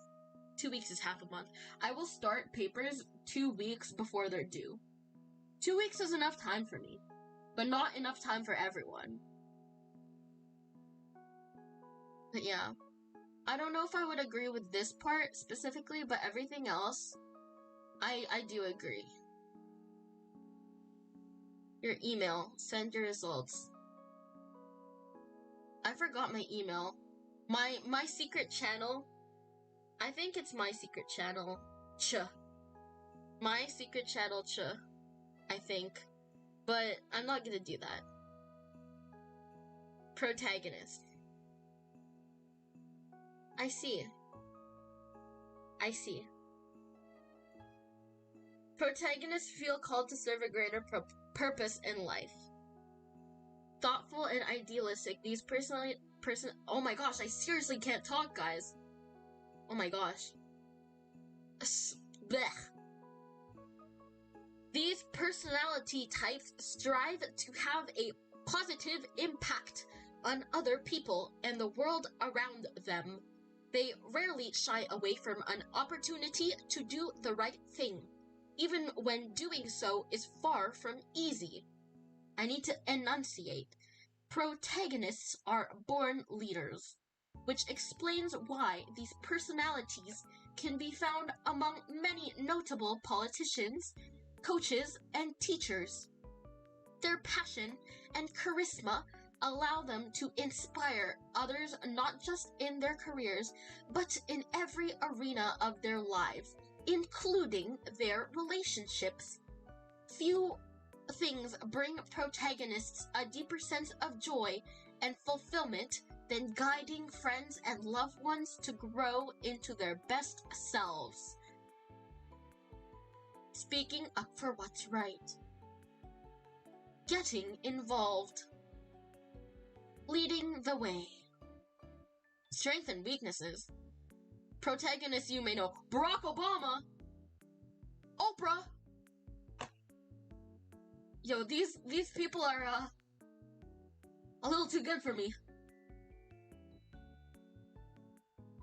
Jennifer Lawrence. Yo. No way. Not Daenerys. Morpheus. I love The Matrix.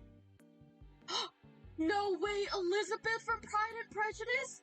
I have the same MBTI as Elizabeth? Oh my god, no way. No way. I'm such... Okay, if you know me, you know I love Pride and Prejudice. I will talk about Pride and Prejudice every single day of my life. I love Elizabeth. You know what? I'm happy being protagonist. I love Elizabeth. Oh my gosh. I love Pride and Prejudice. You know, Pride and Prejudice walked so enemies to lovers could run. They are the keystone example of good enemies to lovers. Pride and Prejudice, guys. If you haven't, give it a read. It's one of my favorite books. I recommend. Let's see. The one I'm most happy about is this. Elizabeth Bennet from Pride and Prejudice. My queen, my lady. I love her so much. Okay, and those are like comments. Okay. Now, it's time to see other ENFJ people. Let's do ENFJ anime characters. Skylar White. Yo, Tanjiro? No way. No way. No way. I have the same MBTI as Tanjiro. All Might. Jonathan Joestar. I love JoJo's. Makima. I mean, we both have braids. But I always thought that was the only thing similar between us. I didn't know we had the same MBTI. Toru Oikawa. I love Oikawa. I will accept that. Emma. from Promise Neverland. Promise Neverland is my mom's favorite anime, by the way. Tamaki from Host Club. Oh, I love him. Minato. Oh, approved. I love Minato. I love my DILFs. Maka from Soul Eater. Okay, these are looking good. These are looking good. Let's scroll. Rengoku! No way, Rengoku? Me and Rengoku, guys? Seriously, Sanji? Yo, these are too good to be true. Yo, these are a little too good to be true. Victor Nikiforov. I love Victor. I love him a lot. Daichi. Another one from Haikyuu. We got 2 from Haikyuu. Muriel? Nah, that man is like pro tag. He is a very pro tag. Amy March. Okay, never mind. Yes. Here's another piece of media that I enjoy. Little Women, the musical, Little Women, the movie, the new one. Oh my goodness. Little Women. Okay, Pride and Prejudice and Little Women. I love it. Okay, now you know my taste in entertainment. There's like, okay, yeah, I'm like clear as glass right now. I'm an open book right now about my taste in entertainment and media and literature. Pride and Prejudice, Little Women. Yes. I love Amy March. Amy March was my favorite character in Little Women. But fun fact, I was in Little Women the musical in my city, and I played Aunt March. But Amy March was always my favorite. Anyways, Mufasa. Nice. Wow. These guys are like, it says here, INFP people like me are often single for life. Rin Matsuoka? It's okay, I believe you will find the right one for you. I believe it. I will manifest it for you.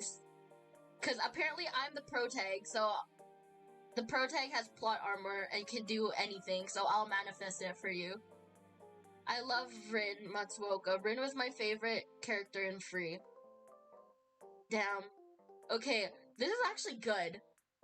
This is actually, like, good. What the heck? These kind of make sense now. Esmeralda? No way! No way I'm the same personality type as this babe. No way I'm the same personality type as this babe right here. Yo, I had a mad crush on her when I was younger.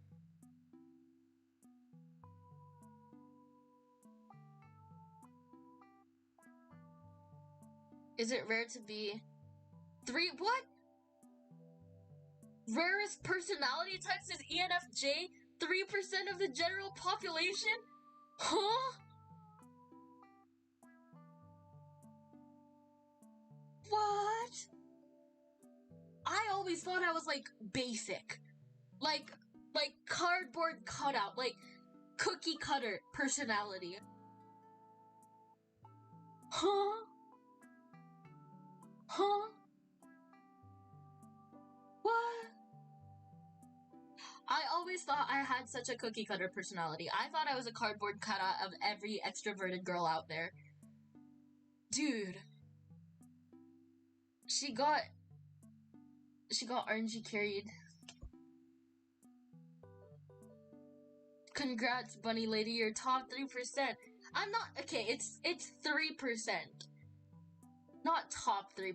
It's not like INFJ is like the almighty personality type. It's just rare. I don't think there's any personality type that's better than the other. So I'm part of the 3%, but I wouldn't say we're the top 3%. Damn, that's crazy. That's crazy that all of these people have the same personality type as me, because I think of myself as far from them. Like, it'll take me a million years and more to get to their level of personality, in my opinion. That pro-tag personality. I always thought I was like a cookie cutter. Like, I had a cookie cutter personality. I always thought I was a basic extrovert. Damn. I didn't. Okay. You know what? You know what? Maybe life is good. Maybe life is good. Wow. I didn't expect this. I don't know if you guys expected this, but I did not expect this. INFJ is the rarest. Really? Hold on. Let me... Rarest MBTI type. INFJ, yeah. 1 to 3%. 3 rarest. ENTJ, ENFJ, INFJ. It says here that INFJ is the rarest, but it says on this one it's the 3rd rarest. ENTP. Okay, ENTP is 4.3. Damn.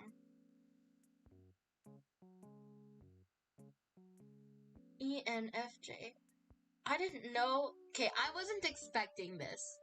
I don't know if you, like, again, I don't know if you guys expected this. But, okay, this one says INFJ too, yeah. This one's probably just lying. But, I don't know if you guys expected this. But I didn't expect this. Personally. God dang, what's this? INFJ, yeah. ENFJ, 2.5%. I'm INFP, so be generic. INFP is... Where is INFP on this list? I don't think this is like... has all 16.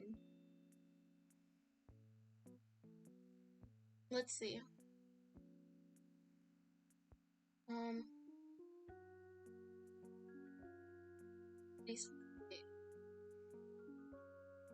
Let me check this one. Maybe this one will have it. INFP.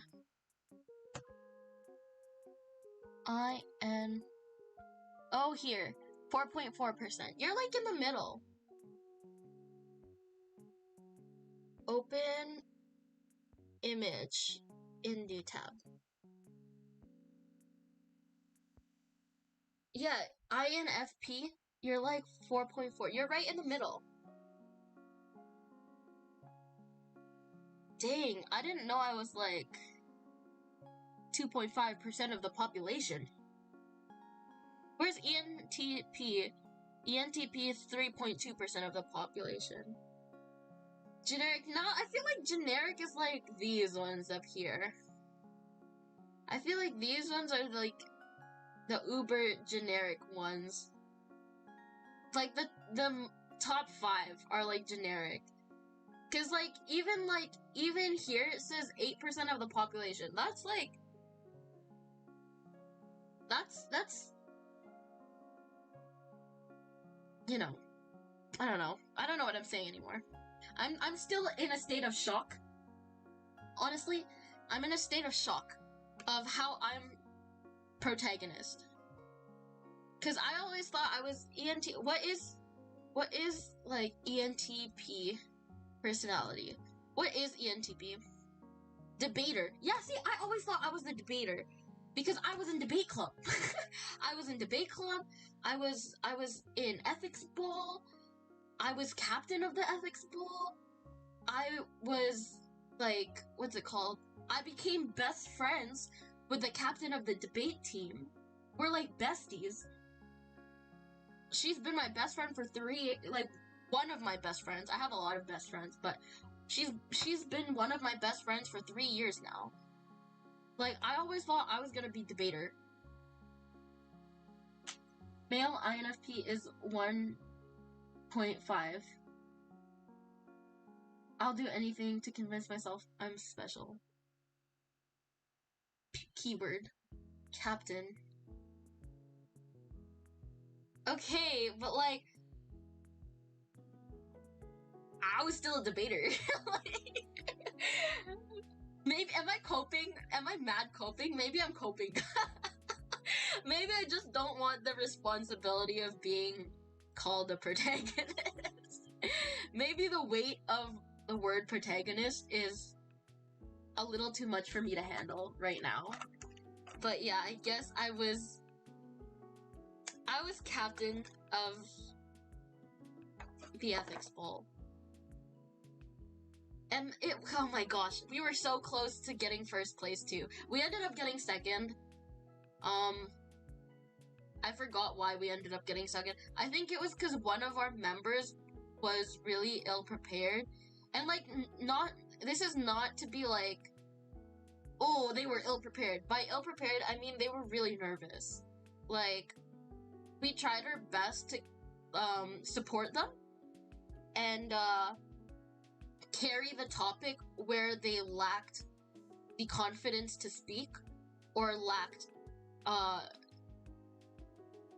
the ability to speak, but we still ended up getting second place. That's okay. That's okay. Hitting that copium mad hard, bunny lady. I breathe copium. I breathe copium. Sorry, wait, no, I didn't mean to type that. That's okay. I didn't mean to get this personality type, but here I am. Okay, they tend to be bold and creative, deconstructing, rebuilding ideas with great mental agility. See, that's why I thought I would be that. They pursue their goals vigorously despite any resistance. I pursue my goals. I'm almost at 200 subscribers. I pursue it vigorously by streaming every second day before I go into bunny hibernation.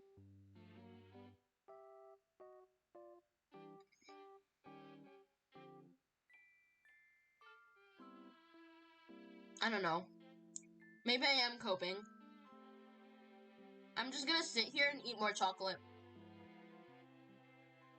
It'll make me feel better.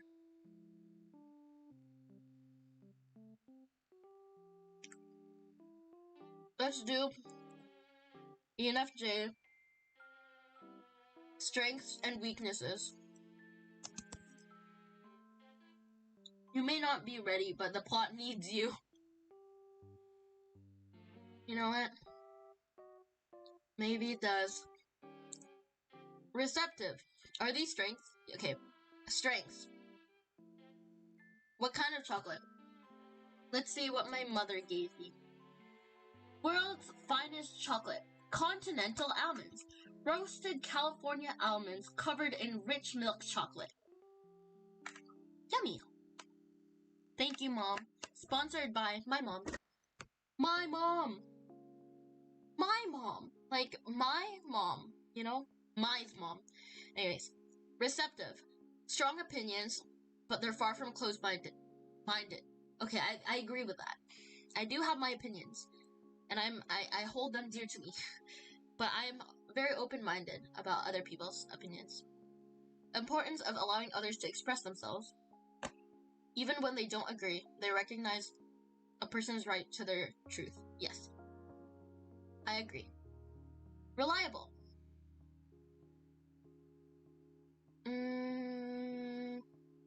Am I reliable? I guess I am reliable. In a sense. I don't like letting people down. So that's true. Just count on me, I guess. Salute. I salute you. You know who else likes giving chocolates? My mom. Woo! Yippee! I love chocolate. I love my mom for giving me chocolate. I don't love my mom just because she gives me chocolate. I love my mom. But I particularly love her a little extra too because of the chocolate. Altruistic. Yes. A force for positive change. I agree.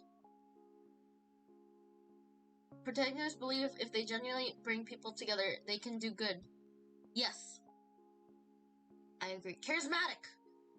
Determined and inspiring. Leadership roles. Okay. Captain of their softball team or leader on the world stage. I guess, yeah, I was the captain of my teams. I was the captain of the ethics bowl team and the president of the Japanese club. They rarely lose sight of their main goal, to be of service of others. Yes! That is my whole origin story of why I became a VTuber. This right here. To be of service to others. I want to be the type of person that, like, inspires other people to take a look into the world of VTubing. That's what I want to. I want to be the bridge from normie to otaku. I want to be that bridge. Cross the bridge, if you dare. Who doesn't like chocolate? Dogs. Well, dogs probably like chocolate, but they're allergic to it. I know my friend always tries to eat. Like, my friend's dog always tries to eat her chocolate. And she's like, what are you doing? Weaknesses. Unrealistic. Yeah. Put pressure on themselves to right every wrong. We're gonna ignore that. We're gonna ignore that. We're gonna ignore that. Overly idealistic. We're gonna ignore that. We're gonna ignore that. Condescending. Enjoy teaching others. I do enjoy teaching others. But at times, our attempts to enlighten others may come across as patronizing. Oops. We're gonna ignore that. We're gonna ignore that. We're gonna ignore that. Intense. When it comes to self-improvement, protagonists are rarely short on energy and determination. They may not recognize everyone doesn't share these qualities. At times, they may push others to make changes they aren't ready for. We're gonna ignore that. We're gonna ignore that. Overly empathetic. Compassion is among this personality type's greatest strength, but they have a tendency to take on other people's problems as their own. A habit that can leave them emotionally and physically exhausted. We're gonna ignore that too. We're gonna ignore that. Romantic relationships. Shall I? Shall I indulge? Shall I click the button of truth? It's very tempting. I'm just petting the button. I'm petting it. Shall I indulge? Screw it.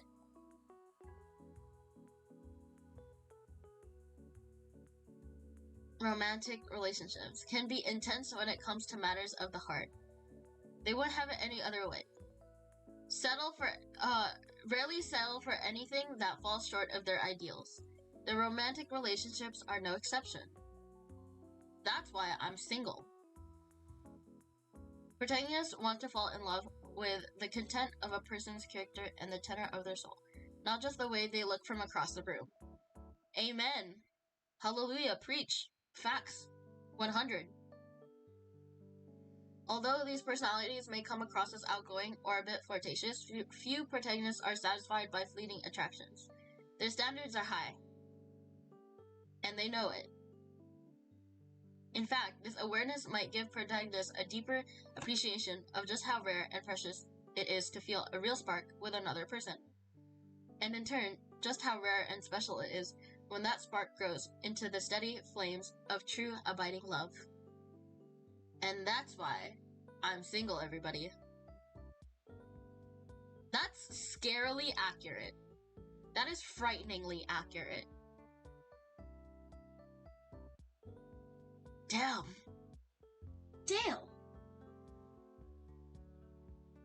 Imagine getting in relationships. Literally, right? Can't be me. Those high standards. Okay. What's next? Moving beyond the dating game. When protagonists fall for someone, they tend to fall hard. And they're not coy about it. Protagonists are among the personality types that most readily express how they feel. So they often find themselves making the first move, rather than playing games or waiting for reassurance that the other person feels the same. Yeah, that's about right. The two relationships that I got into, Okay, here, fun story time. The first guy that I dated, he was flirting with me for a while now, and very openly, in front of our friends and stuff. And I kid you not, I had enough of it, and I told him, just ask me out. And he was like, Mai, are you serious? Cause we were playing, he was playing around, right? He's always flirty. He's always, very, very, very flirty. And he was like, Mai's totally my girlfriend. Even though he hasn't asked me out or anything. He was just, playing around about it. I'm pretty sure. He never asked me out, but he, flirts a lot. And I flirt back. Guys. I'm not afraid of that. I'll flirt back. And so he was like, oh yeah, Mai's totally my girlfriend. And I was like, am I? And he was like, what do you mean? Don't scare me like that, you totally are. I was like, am I really though? And he's like, what do you mean? And I was like, then just ask me out. And then everyone was quiet. And I don't know I don't know why the room felt so tense, but he was like, okay. And then he asked me out. But then we ended up breaking up 6 months later because of a whole other situation that I'm not gonna dive into. And then the second guy, I was like, you better ask me out on this specific day, okay? It was so assertive. I was so assertive. I was like, what was it? I think it was April 20th. I was like, you better ask me out on April 20th, okay? And he was like, okay, bet. So I was like, good. Wait, let me read chat. Like I said, my personality type has trouble with romance. We are delusional when it comes to finding who we think is the one. I'm single because I'm afraid of commitment. I get that sometimes. I'm single because I wear glasses. I wear glasses. In real life, I wear glasses too. Not just this monocle, but I do wear glasses. Or maybe I just don't talk to people. Bro, it lists me as a hopeless romantic. I don't need to be called out like this. I do not get relationships. Not gonna lie, what you said to him would terrify me. What? Am I? He's like, oh yeah, Mai's totally my girlfriend. Am I really though? Am I? And he's like, what? Don't scare me like that. And I was like, but I'm not, right? You didn't ask me out. You never asked me out. You just flirt with me. So technically, I'm not your girlfriend. And then everyone was silent. I don't know why. But then I was like, just ask me out. And then he did. But again, we broke up like 6 months after. I wasn't too heartbroken about it or anything because, like, I could see the signs. I'm not gonna tell you what signs, but I could see the signs. And so also he technically, he was the one that broke up with me, but I was waiting for it to happen. I was like, whenever he was like, hey babe, can we talk? I was like, yep. And I was waiting for it. I was like, today's the day. And then it would be like something else. And I was like, okay, bye. And then we'd like end call. And then I was like, maybe today's not the day. Until the day it actually happened.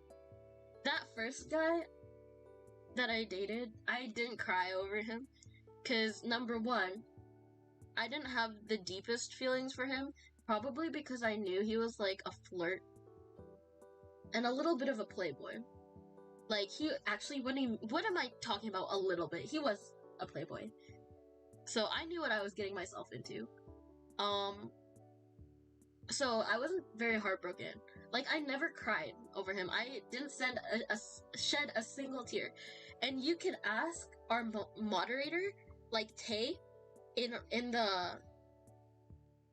the Discord, if you ever ask her if I was sad over my first boyfriend, she'd be like, nah. She didn't even cry.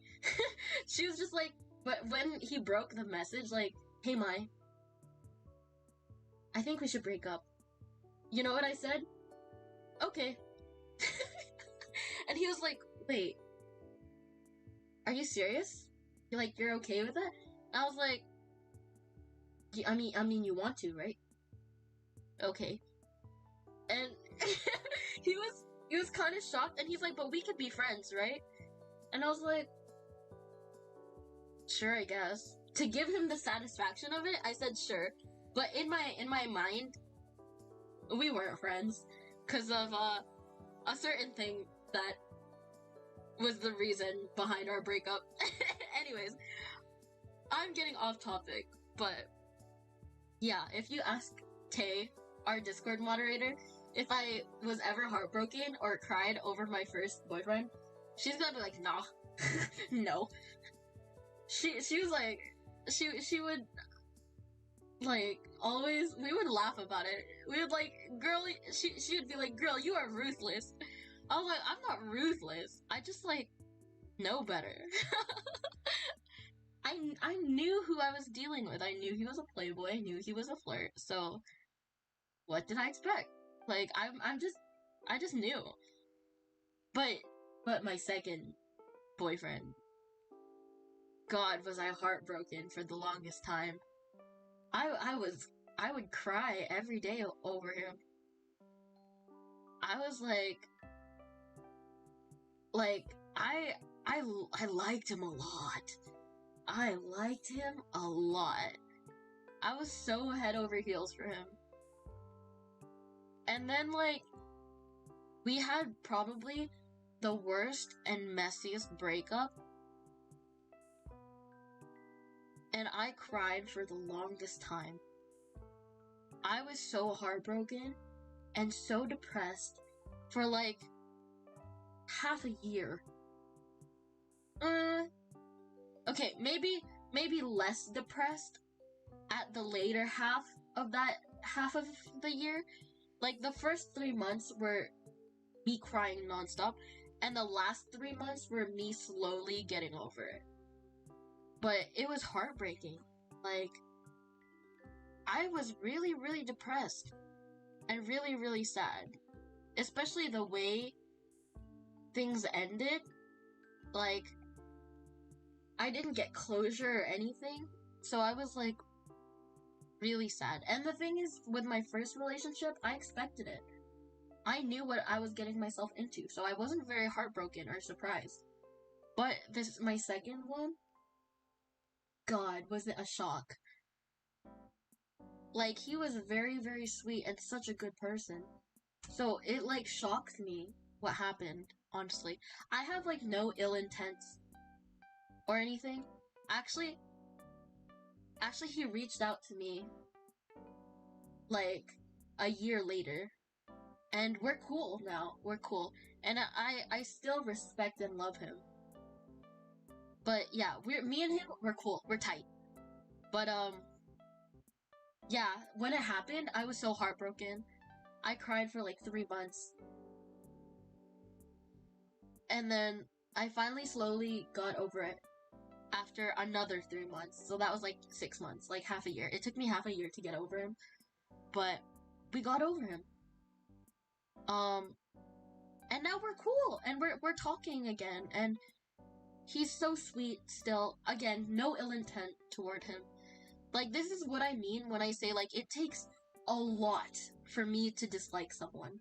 Like, if I say I dislike you, if I openly say I dislike someone, they're probably a terrible person. Because, like, I won't dislike people, like, easily. I don't dislike people easily. Like, me and him, I like, forgave him from day one. Like, at the time, if he, like, asked me, like, the time we broke up, if he asked me to get back together, I would have totally done it. Cause, like, I had no ill intent towards him. He was very sweet and very kind. He's a good person. Yeah. Very funny, very sweet, very kind. He's a rarity to come by. You know, people like that. But, yeah, we just had, like, a falling out, and I was super heartbroken about it. But we're cool now. We're friends again. We're cool. And I still love and respect him. So, God, I derailed. I went off topic. I'm so sorry for rambling, guys. That was so unprofessional of me. There's a little my story time for my clippers. I don't know if this is gonna get clipped, but if this does get clipped, there's my story time. But yeah. I'm not coy about it. I am not coy about it. Like, literally, my two, like, relationships, I told the first guy, just ask me out. I told the second guy, you better ask me out on April 20th.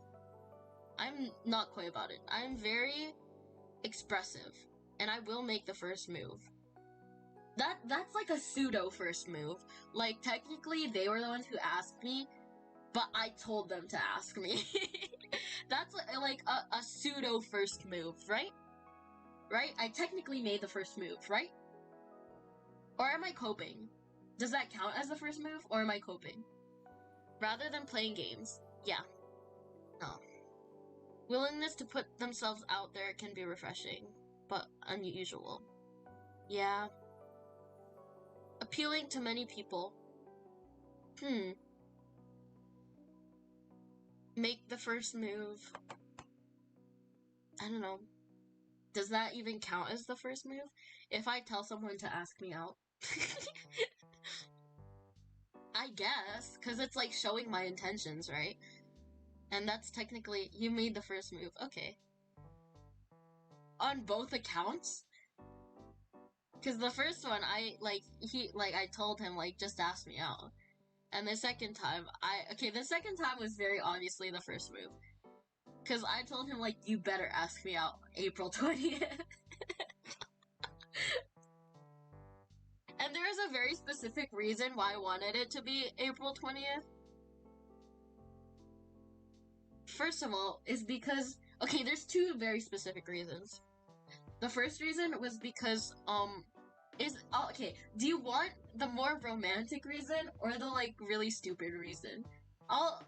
there's 2 reasons for why I wanted the date of our anniversary to be April 20th, and one of them is romantic, and the other one is stupid. Which one do you want first? What? Let me check out more of these. Steer, blah blah blah, weightier topics. Okay, yeah, that's true. The stupid one. Okay, the stupid one first. So I wanted him to ask me out on April 20th so that our anniversary could be 420.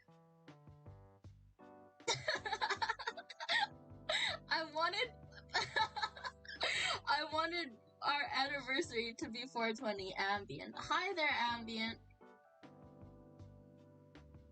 But yeah, that's the stupid reason. Cause April's the 4th month of the year. How are you guys? We're doing good. We're doing good. And how are you? But yeah.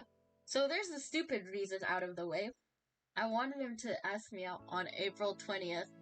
So our anniversary could be 420. And then the second reason was because one of our favorite, like, shared anime is Your Lie in April. We both really, really like Your Lie in April, and we were both, like, musical artists. Like, we both did music and made music and stuff like that. So, we both really like the anime Your Lie in April. He also plays piano, and he's very good at it. Yeah, and we both really liked the anime Your Lie in April.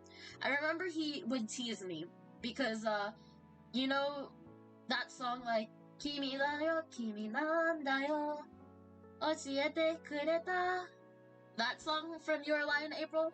He would always like play it because he knew the song made me cry. Cause I always get emotional. I always get emotional when I hear that song.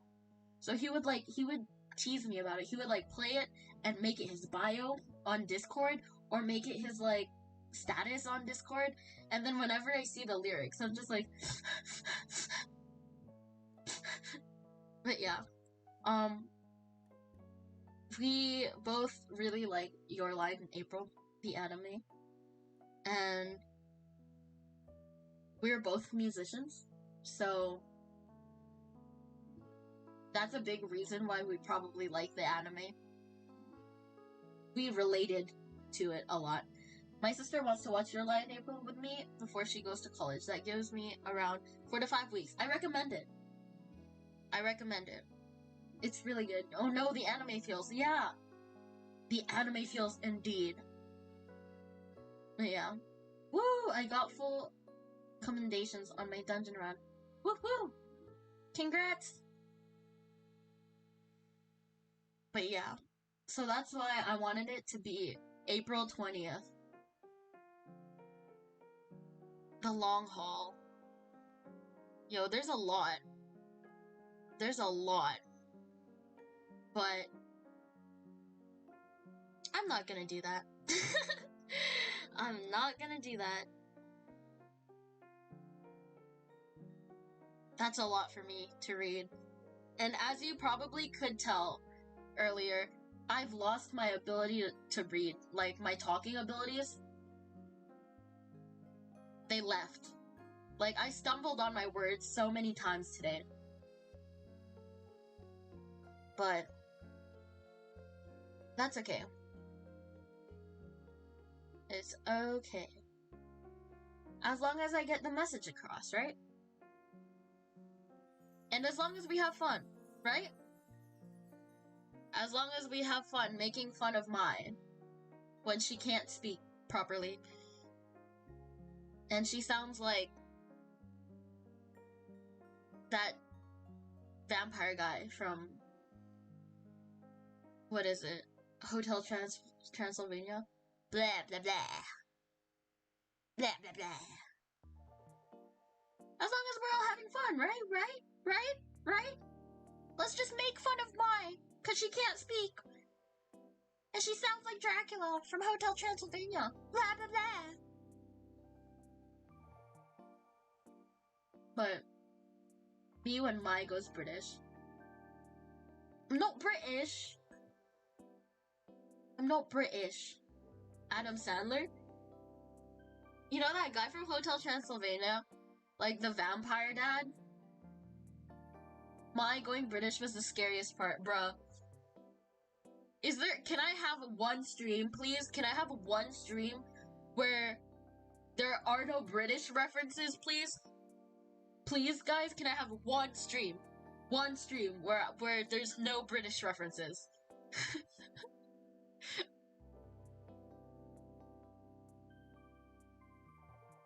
I'm waiting. I'm waiting for the day where I open the Discord and I see memes of like British Mai.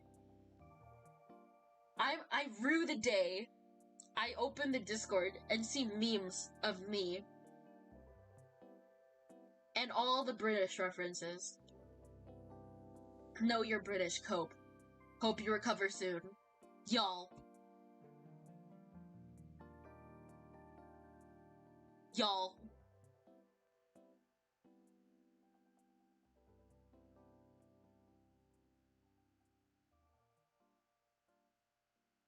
Be for real. Be for real with me.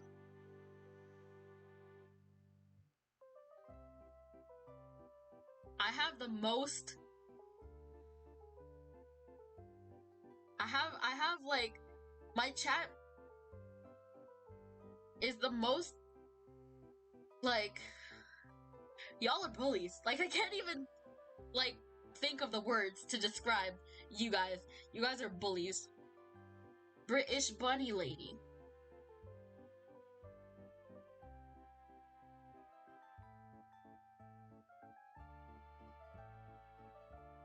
Be for real. Be for real right now.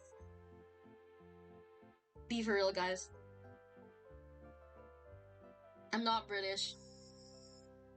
I'm not British. Have y'all seen that, like, meme, though? With, like, the girl who's like, I got my... It's not a Capri Sun. It's like a British Capri Sun. She's like, I got my Calypso. It is minging. Suck your dad. Have you seen that?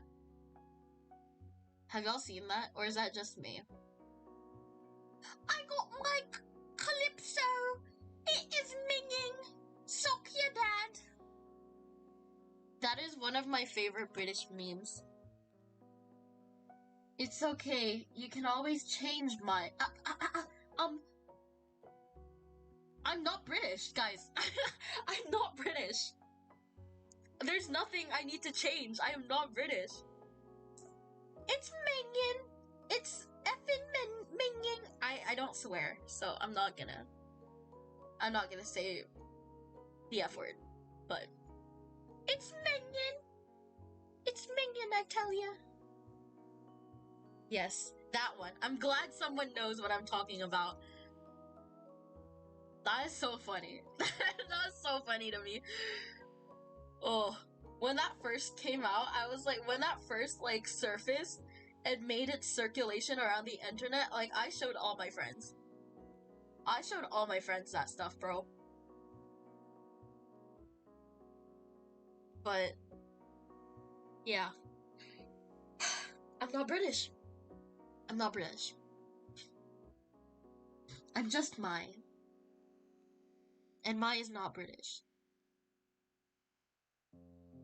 Mai is just a rabbit. Just a rabbit girl in the rabbit world. I'm a rabbit girl in the rabbit world. But yeah. Anyways, I did it! I figured out what my actual MBTI type is. It's ENFJ. Am I right? Is it ENFJ, right? The protagonist. Still a little skeptical. Still have some doubts, but now I know, and I did it on live.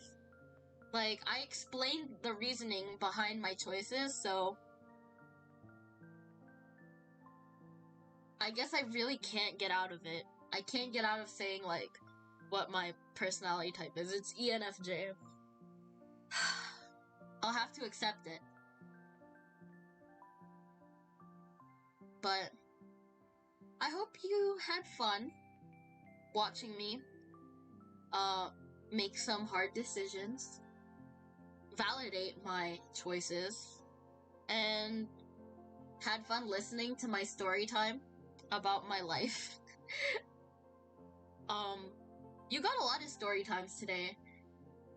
From me talking about my lectures, to me talking about how I wanted to be invisible in a restaurant where I saw my old high school classmate, to me talking about my past relationships. There are a lot of story times today. I shared a lot today.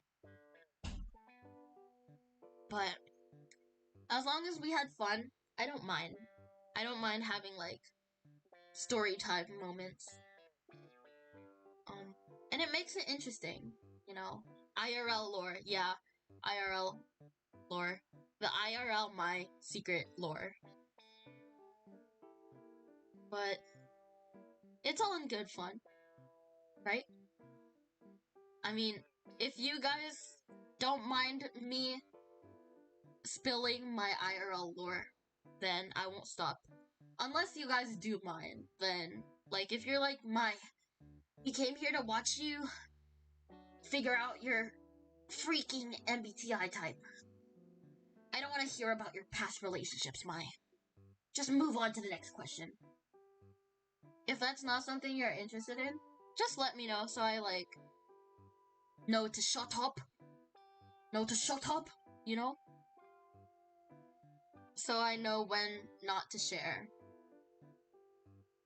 Or not to overshare.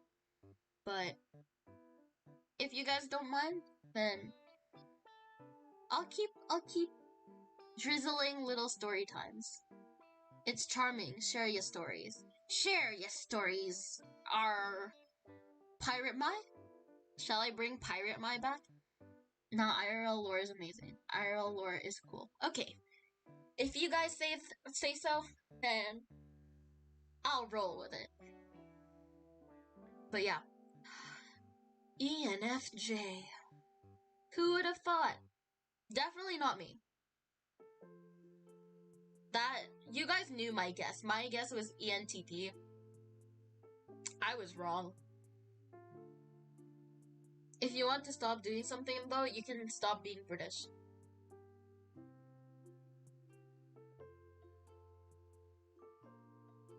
I'm not British. So, I feel like I already stopped that. It never started. Because I'm not British. And why are we back to this? Like, why? I was having a sentimental moment, guys, about, like, my IRL lore, and then we go back to the British jokes. I can't with this. I can't. We have so many inside jokes now, actually. Okay, what are our inside jokes? Okay, we have the Mai is British inside joke, which is a joke. It's not real, I'm not British, it's a joke. We have Mai's scuffed streams, how something has to go wrong for it to be truly an original product of My Secret. Something has to go wrong. I forgot what all of our other inside jokes were. I feel like we had more. Or was that just me? Yeah, sure. Joke. It is a joke. Not a very funny joke. But genuinely, I feel like we had more inside jokes that I'm not mentioning.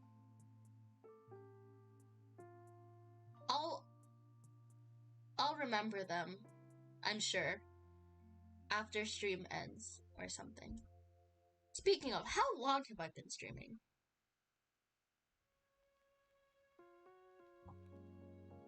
Almost 3 hours. Nice.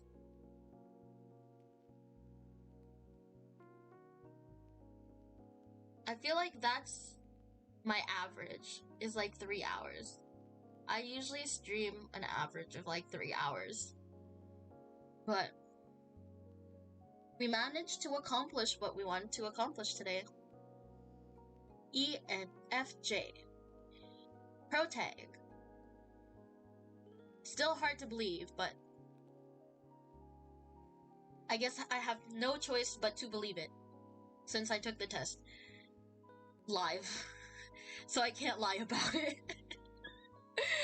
I'm gonna go around being like, yeah, I'm ENTP, and then you guys are gonna be like, actually, she took the quiz live? You can see it in her VOD. Let me send you the link. And then I won't even be able to lie about it. Unless I private the VOD. Wahahaha. Then you won't be able to be like, actually, we have proof that she's ENFJ? ENFJ? ENFJ. We have proof. We have a VOD. Wahahaha. I might just have to private it. And then I'll go in the Discord and be like, hey guys, I really was ENTP. Wow. I'm so good at guessing. I know myself so well. I'm so in touch with myself. I'm so aware of myself. I'm just kidding. I won't private the VOD. I'll keep it up there. But actually, nerd emoji. Joke's on you. I'm recording this.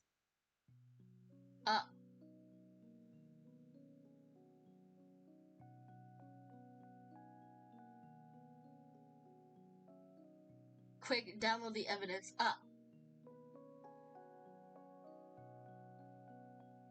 Y'all.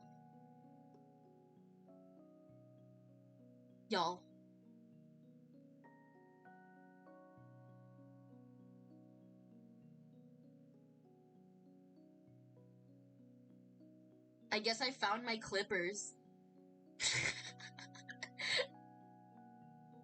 I don't know where I get my clips from, like, clips of my VODs. I guess I found my clippers. I found the culprits.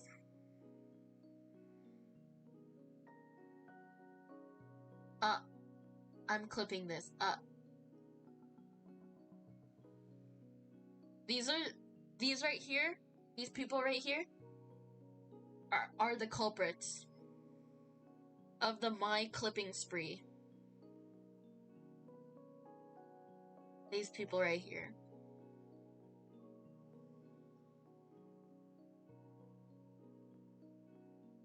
I guess I have them to thank for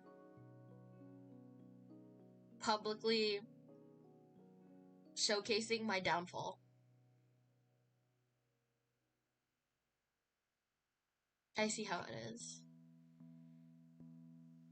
I'll find you and your clips surfacing around the internet, forever embedded in the internet. I'm forever embedded in the internet. That's crazy to think about. I've made my digital footprint. I've left my digital footprint as a VTuber. Oh, that's so funny to think about. Yeah, I was a VTuber. It's part of my digital footprint. But I should probably end stream so you guys don't have any more clipping content. No more content to clip. I'll end it quickly. A swift death. We managed to finish what we wanted to finish. So, there's no point in me streaming anymore. Huh. Sucks to suck. I guess I'll just end stream. No more content for you. Haha. You've lost your content privileges. But, in all seriousness, I had fun finding out my true form My true potential. I'm actually a protagonist. Wow. That's crazy. Ew, I hated... Oh my god. I hated every single moment of that. I'm so sorry. There will always be something to clip. I'm scared of like getting my new mic, cause like I'm shopping for a new mic, and then you'll have like good quality clips then, which scares me. Cause like right now it's funny, cause I have like a really crappy mic, like it's a poopy mic, so it's like the clips are so funny, cause my audio quality is so bad. It makes the clips like 100 times funnier. But like once I get a legit mic, the blackmail is for real. the content is for real, bro. The clipping blackmail, you'll actually be able to hear what I'm saying. That's crazy.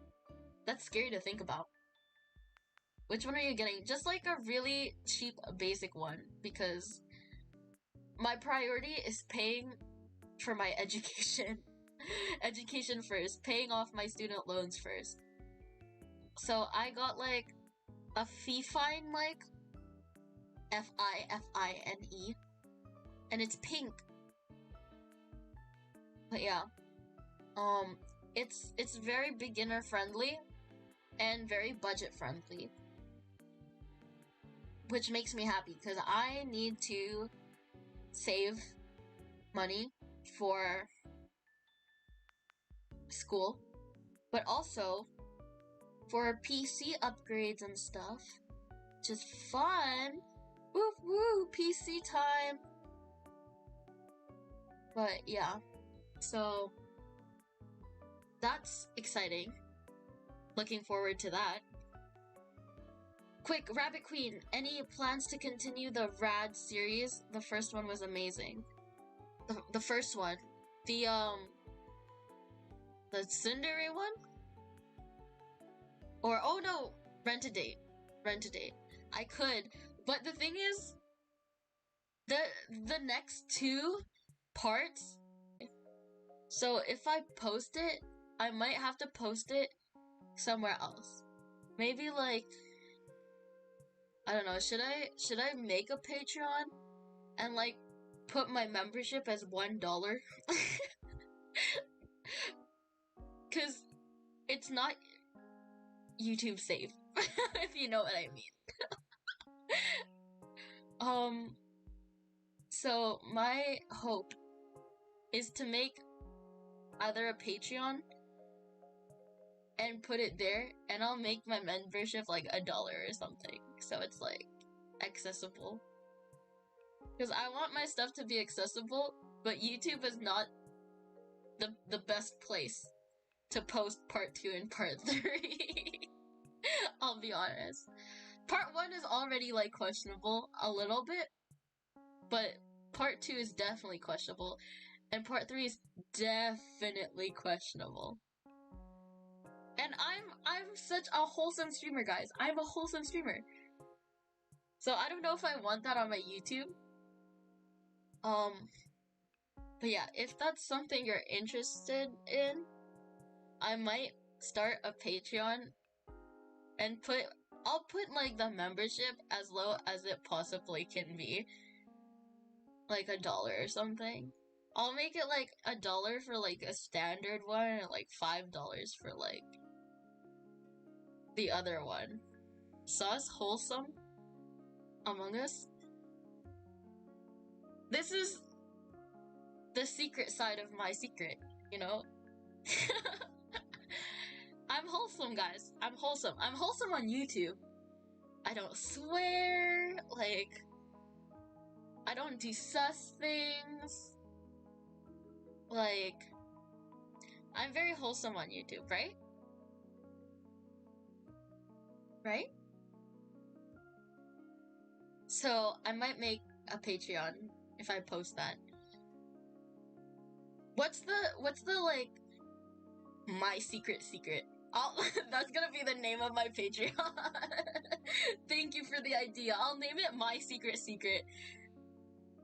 My's Dirty Secret. Oh, that one's good too. Guys, what should I call my Patreon? I need like good names. I need good names. But yeah, I need to figure out what the like smallest possible amount I can make my Patreon, so I can make it accessible. You know, I want it to be accessible, just not on YouTube. Is that something you guys are okay with? It's either I post it on there or not at all. Like, $1 is the minimum pledge. Okay. The other chapters are borderline NSFW. The Patreon is a great idea. Vote for Solstice's idea. Okay. My's Dirty Secret for $1. Am I selling myself short? Or is that is that good? I'll hit you with a solid $5. Why do I feel guilty for taking people's money? Like, it always makes me feel guilty for I shouldn't, because like I'm making content, but like I always feel guilty for some reason. It's like I don't deserve it. You know, it's like imposter syndrome. Like, I need to stop that mentality because it's not good for me. I have to like think that the content I'm producing is worth it. I have to start thinking of it as like worth it, as valuable. I have to start thinking of it as valuable, because like it's not a good mindset for me to have. I think if I'm like, oh, like I don't deserve the $1 though. Like, yeah. That's another goal that I need to work on, is learning how to value myself and the content that I create. Yeah. Yeah. That's a good idea. Okay. Put it as 5. Is everyone okay with 5? Though? Is that a good amount? Good base price. Okay. I think it gives you value. That's true. Start small. If everyone's down with that, I'm down with that. I always like having input from you guys because I want to be considerate of everyone and everyone's situation. Because y'all, I'm a broke college student too. Like, I'm a broke university student. I understand. I like affordable things. I like things that are made accessible to me. 5 is good. 5 it is then. And it'll be My's Dirty Secret. Yeah. Fun. Okay. Exciting. I have to add that on my to-do list and my schedule. See, me adding everything to a list.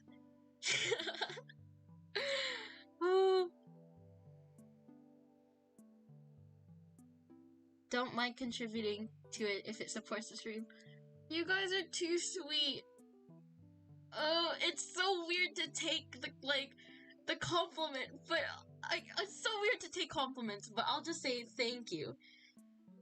I feel like saying thank you is like a good way to take the compliment without like bringing yourself down, right? I want to say like, oh, I don't deserve it, but I said I would work on it. I said I would work on it. I promise.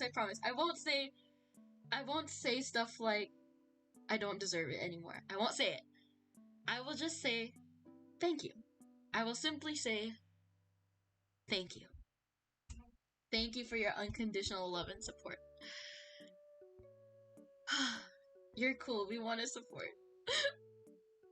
Y'all, this is making me emotional. No. Let's support the bun. I have to stop myself from saying I don't deserve it. This is really hard. This is harder than I thought. I need a mentality change. I need a change of mind. You do deserve it, Mai. You work hard. You got this. Ew, that's weird to say. I don't like, but you deserve it, bunny lady. It'll take time for me to accept it, but I'll just nod my head.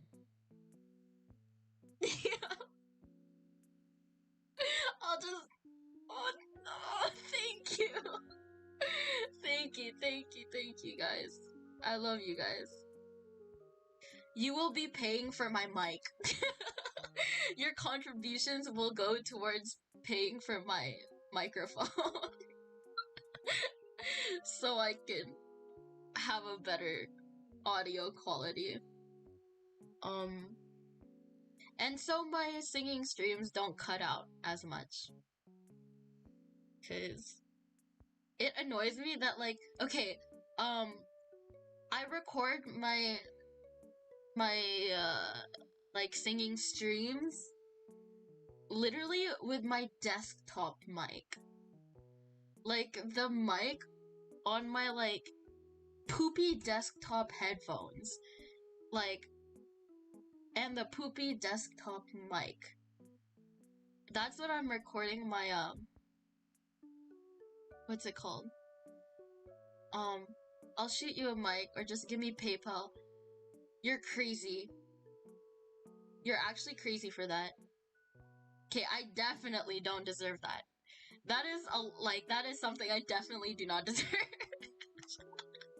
That is something I definitely do not deserve. But, I'll consider it, but I still feel super undeserving. Even though I said I'd work on it. Oh my gosh, I'm so bad at this. I am so bad at this whole, like, self-love thing. I'm trying, okay? I'm trying my best. I give people stuff. Maybe let me get you a mic. Jesus Christ, you're like very insistent. I will consider giving you my PayPal or a throne. I'll set up a throne, maybe. I have to learn how to set up a throne, but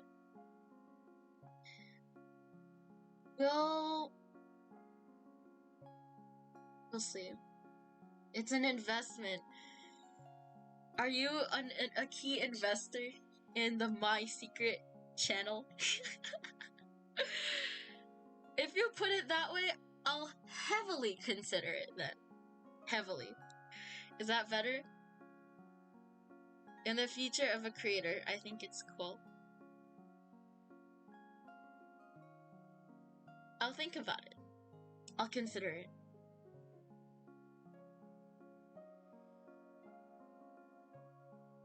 I want to buy stocks of. Oh my god! Fine. Okay, fine. I will either give you my PayPal or make a throne. I'll do one or the other. But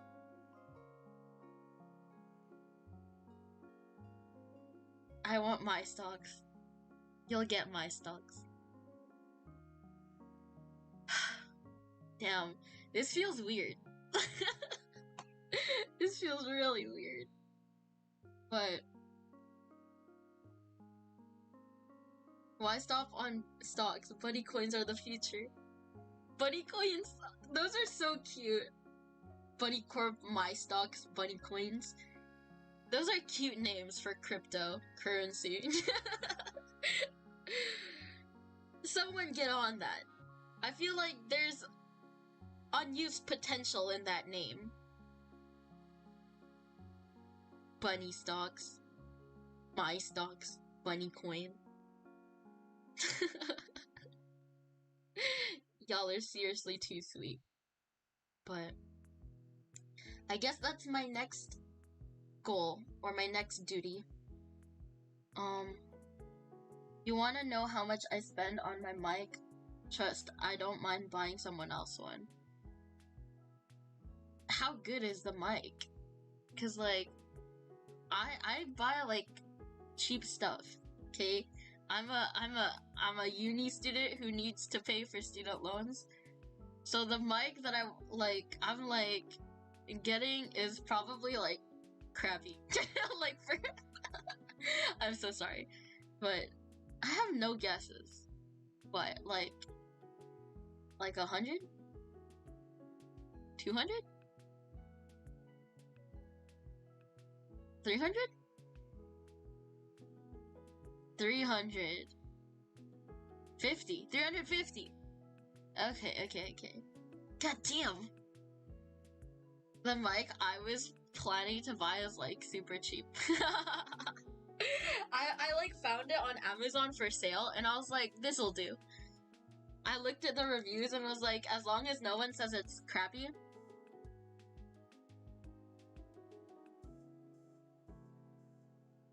One of the streamers I work with is partnered with Throne, can probably get you an invite. Really? Is Throne, like, does Throne need an invite? Like, what is Throne? What is Throne? Throne. Let me search it up. Oh, wish list. Okay. It's a wish list.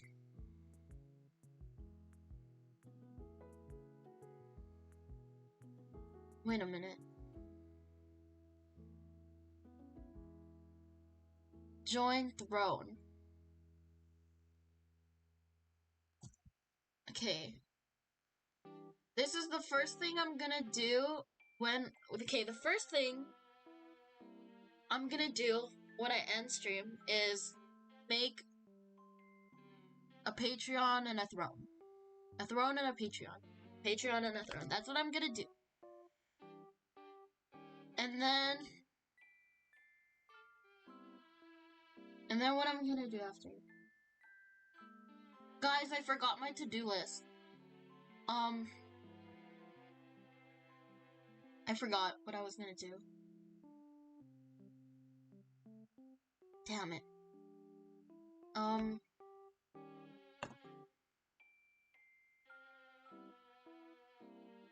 forgot. I'll think about it. Good choice. I have SM7B. Throne is anonymous gifting. You can buy people stuff and it gets sent to them, and you never know their address. What the heck? That exists? Huh?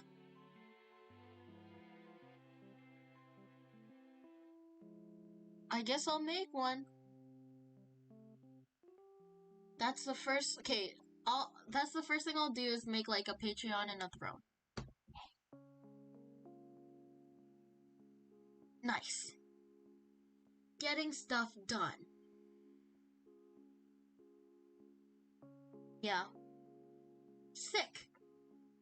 Well, I'm excited to start on that. Is this a good time to end stream? And start on making an... Is it like account based? Do I make an account? How is this done? Let me check it out. Throne keeps address private. Gifters and senders don't see any personal information. Throne.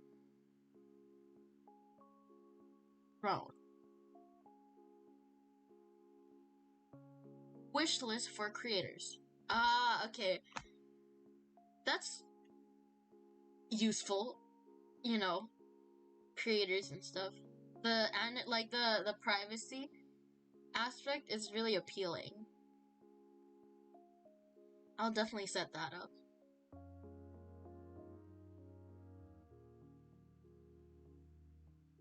Okay, there we go. Okay. When you make a new Throne account, you normally get put on a waitlist unless you have an invite. Okay. So, I'll get put on a waitlist unless I have an invite. So I guess I'll do... Should I do the Throne first so I'm already on the waitlist? And then I can start the Patreon? You can make a wish list and people can surprise gift as well. That That is so innovative. Who is the person behind this? Why didn't I hear of this sooner? This is so cool. I'm learning new things. I'm like, sorry if I'm like not talking. I'm like looking through the like websites and stuff.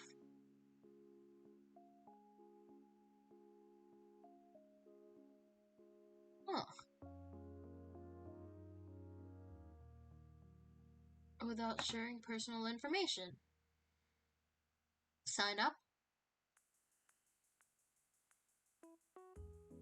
Do your thing, bunny lady. I am a creator. Throne.com. If you have an invite code, enter it here. Oh! So should I wait for an invite code? Or should I just sign up? Throne.com/enter username.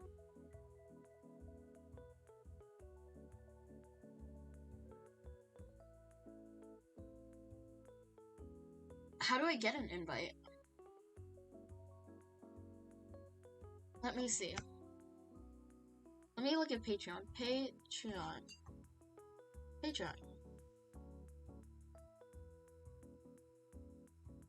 Sign in to Patreon.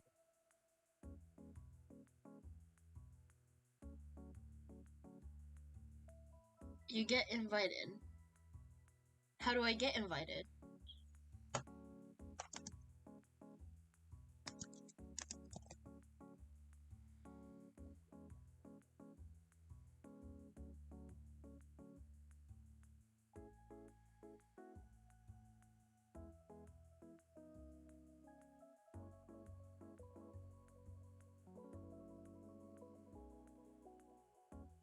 With an invitation.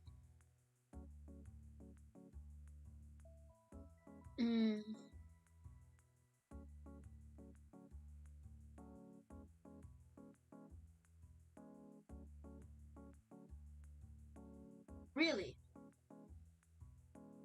Is that so now?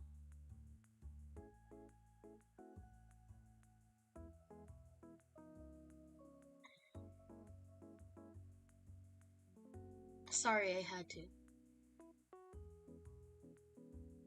At what cost? At what cost?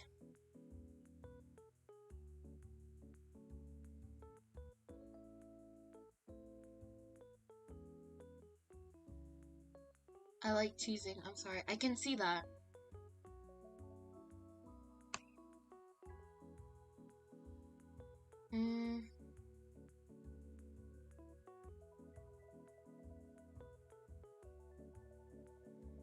At every conceivable cost.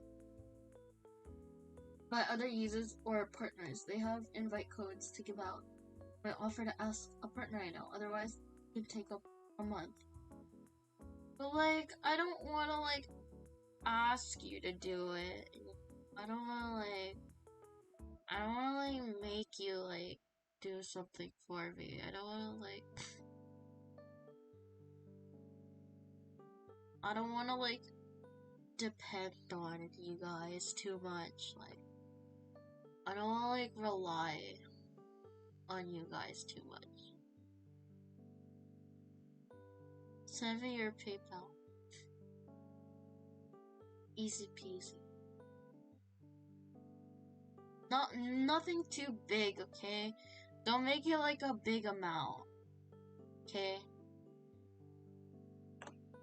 Like, you get a mic and no need for invite.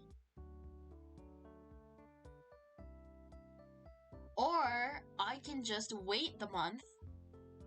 I could totally do that.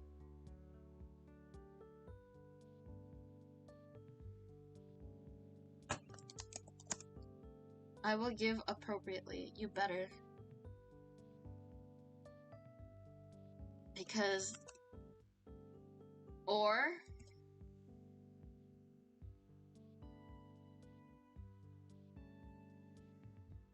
get it in like a week, because I said so. Yeah, but like, I don't want to like depend on you guys too much, or like rely on you guys, because you guys are supposed to like rely on me. Like, I'm supposed to be the bringer of joy. Like, not the other way around. Though you guys do bring me a lot of joy. I don't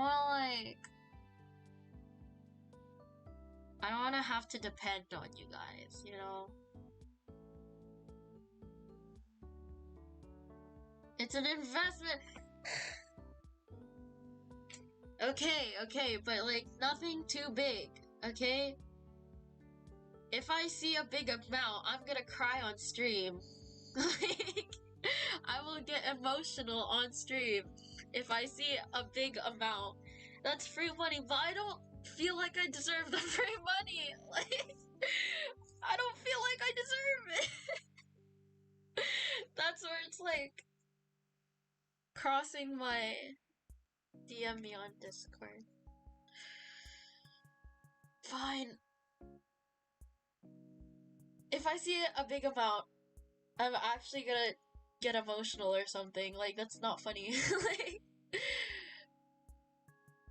I said on like stream, I don't cry often, but I feel like I would get emotional if it was too big. So please, for the sake of my content, and for the sake of the truth behind my words, when I say I don't cry often, just act like it's a super chat. I guess. Okay. Okay, let me disappear for a second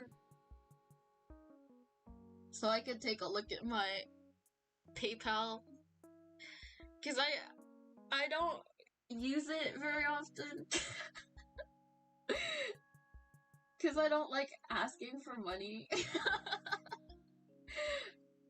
or anything, so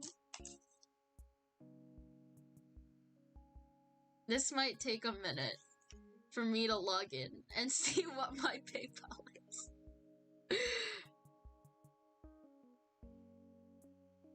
But let's see.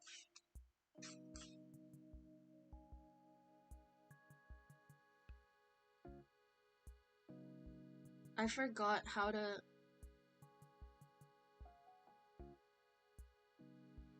Please do not dox me, because you will see my government name. Please.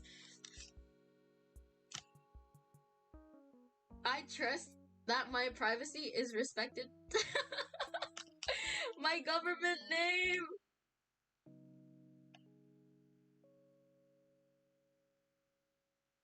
What does PayPal show? I'm trying to show as little as possible. Cause I don't want to give my, like, personal information out. You know?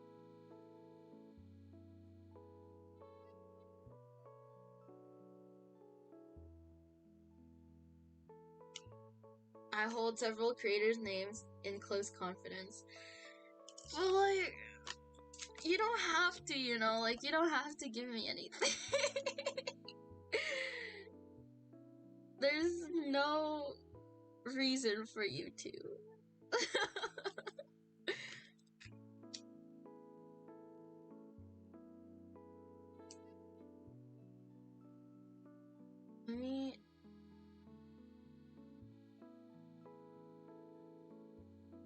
But let me be nice.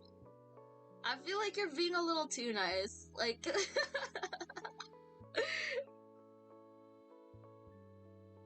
I feel like... Okay, fine. I'll send you my email. Cause my PayPal's connected to my email. I'll just send you my email. Oh, this is weird.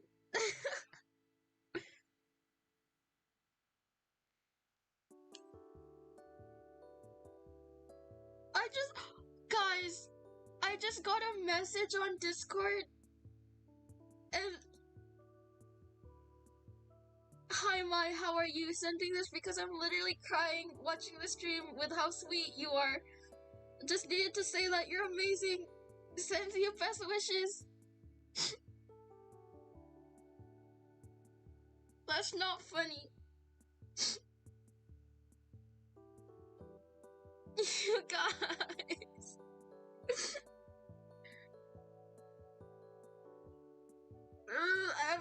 Ew, I shouldn't be crying on stream.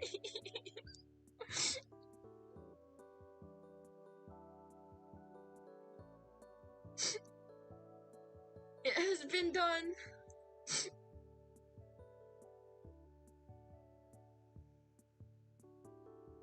What do you mean we shall see? What do you mean we shall see? Uh-oh, did we break the streamer?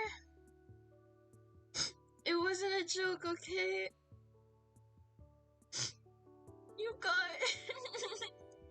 I have school tomorrow. You...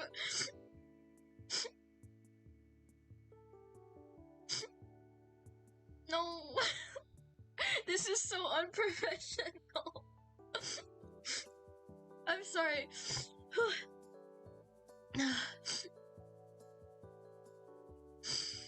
I just need to breathe.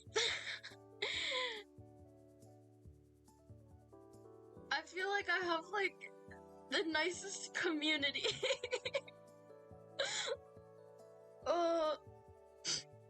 Wipe away my tears. Oh goodness. I'm not even gonna look at Patreon right now. I'm not even gonna, like, look at any of my... I'm not gonna look at PayPal either. I'm just gonna... vibe.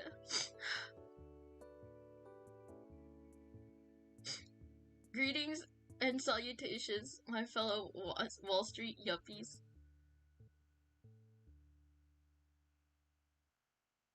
Wall Street. Is this a Wall Street investment? Let me look at my memes. Spot the protagonist. Yo.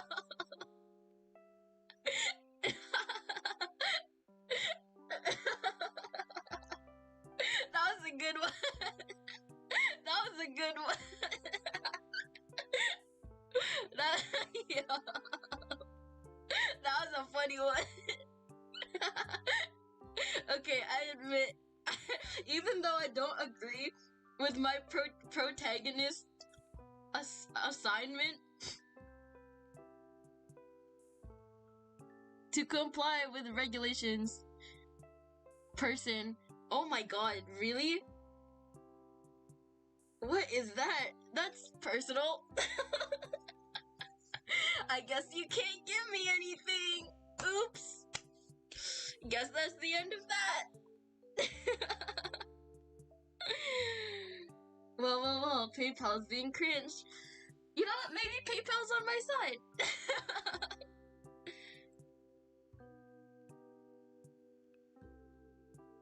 I guess we'll never know.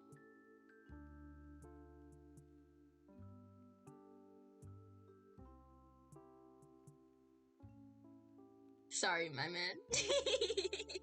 You really thought, oh.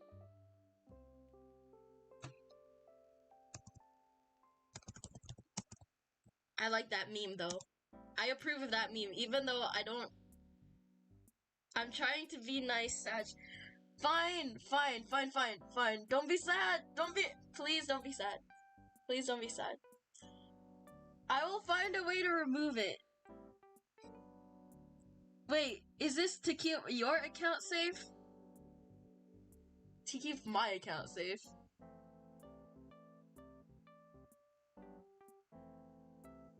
You know what? Why don't I find a loophole?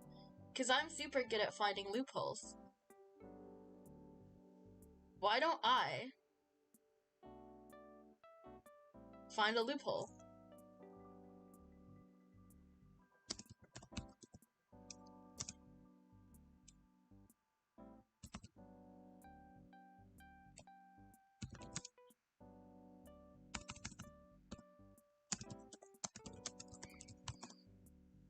Let's see.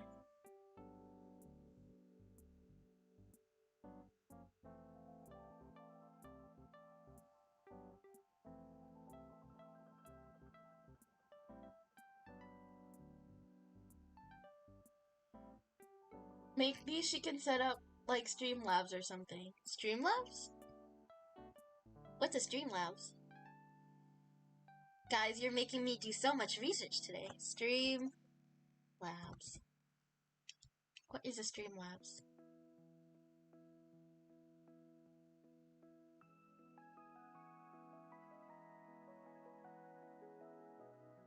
I don't know what a Streamlabs is. They think you're sus. Which means your account gets no action.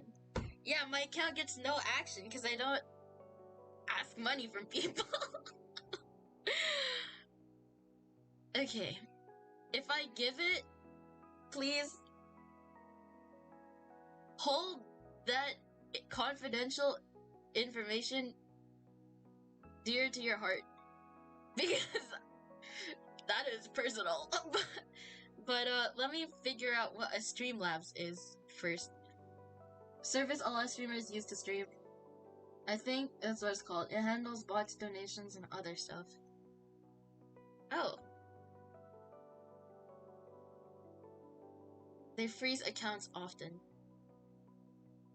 Yeah, because I don't use it. So is it like... Wait. Donation setup. Oh. Okay. This seems simpler.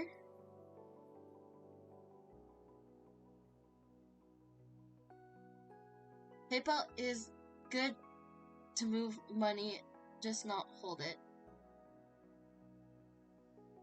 Streamlabs is the best way, I'm guessing. Log in with YouTube. I can do that. Choose an account.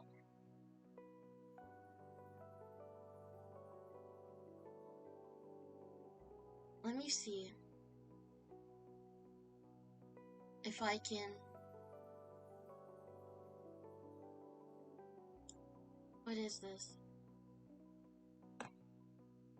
I feel like I should be doing this after stream, so I don't have my attention on this. Because I want to have my attention on you guys. I want to put my attention on you guys. Streamlabs usually have their donations go directly into a PayPal account or bank. Usually a PayPal more often than not. Excuse me. Let's see. Personally, not a massive fan of Streamlabs. They've done some shady stuff before. Really? Like what? To be fair, we are the ones diverting attention. I don't mind though. You guys got me interested in so much stuff.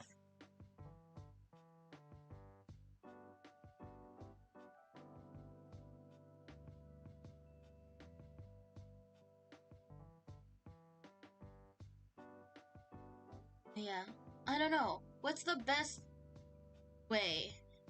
Is it Streamlabs? Is it PayPal? Is it Throne? I know I'm gonna make a Patreon though. Like...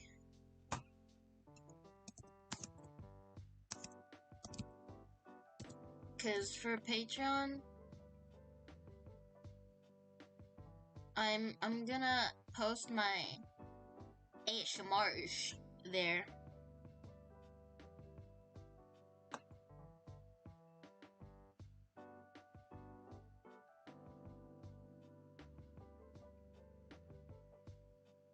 I feel like Streamlabs is the most used one. Oh, I see. Yeah. I'm really not sure though. I can definitely do... Well, now I don't know what to do with this money. I sold Bitcoin for it. And you're giving it to me? I don't think that's very smart. I don't think that's very smart.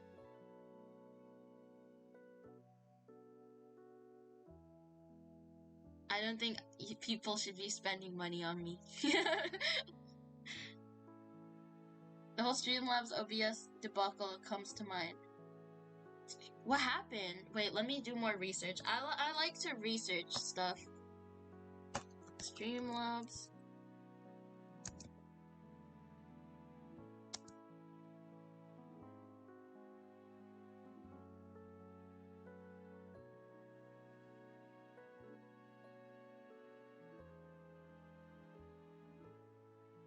Oh.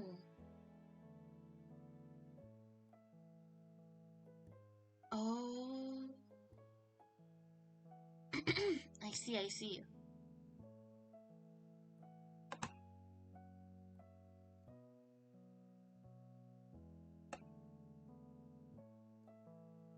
Streamlabs OBS.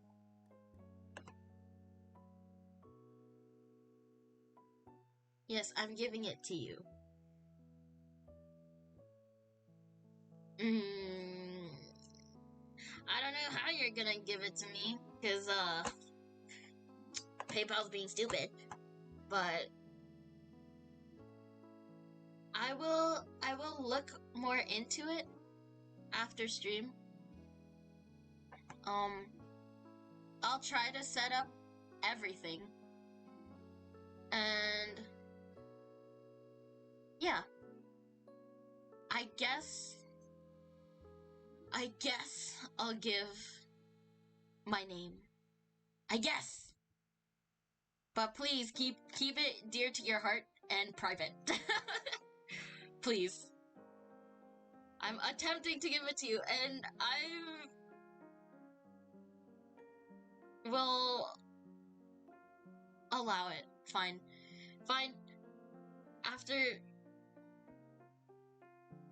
After a lot of debate, I will give it to you. I will. And I'll make an account for everything. Just so I have my foot in everything. But I'll make all of that after stream. So I guess I have to end stream first. Because I want to dedicate my attention to either you guys or making the accounts. I don't want to have my focus on something else while you guys are here. So I'm gonna probably end stream. If you don't mind. But today was productive and emotional. It was a ride. Today was a ride. I hope you had fun though. We had fun, right? Didn't we? Didn't we have fun? I had fun. Yeah. Please hydrate, eat your meals, take a break. You know the drill. And take care of yourselves.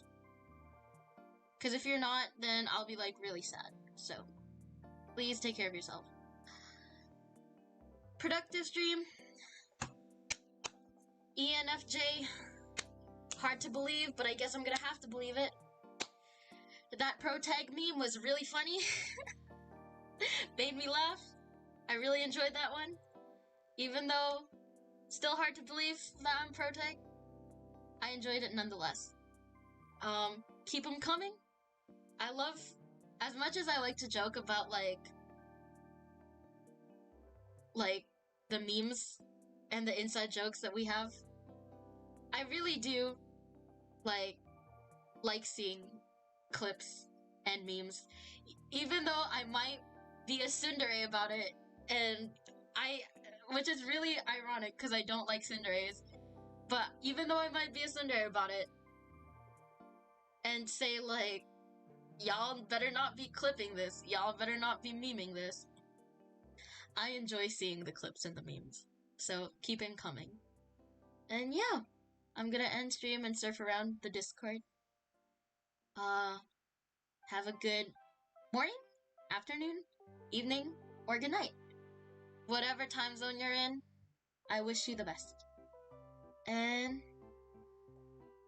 I'll end stream here. Thanks for joining me. As always, take care. Bye!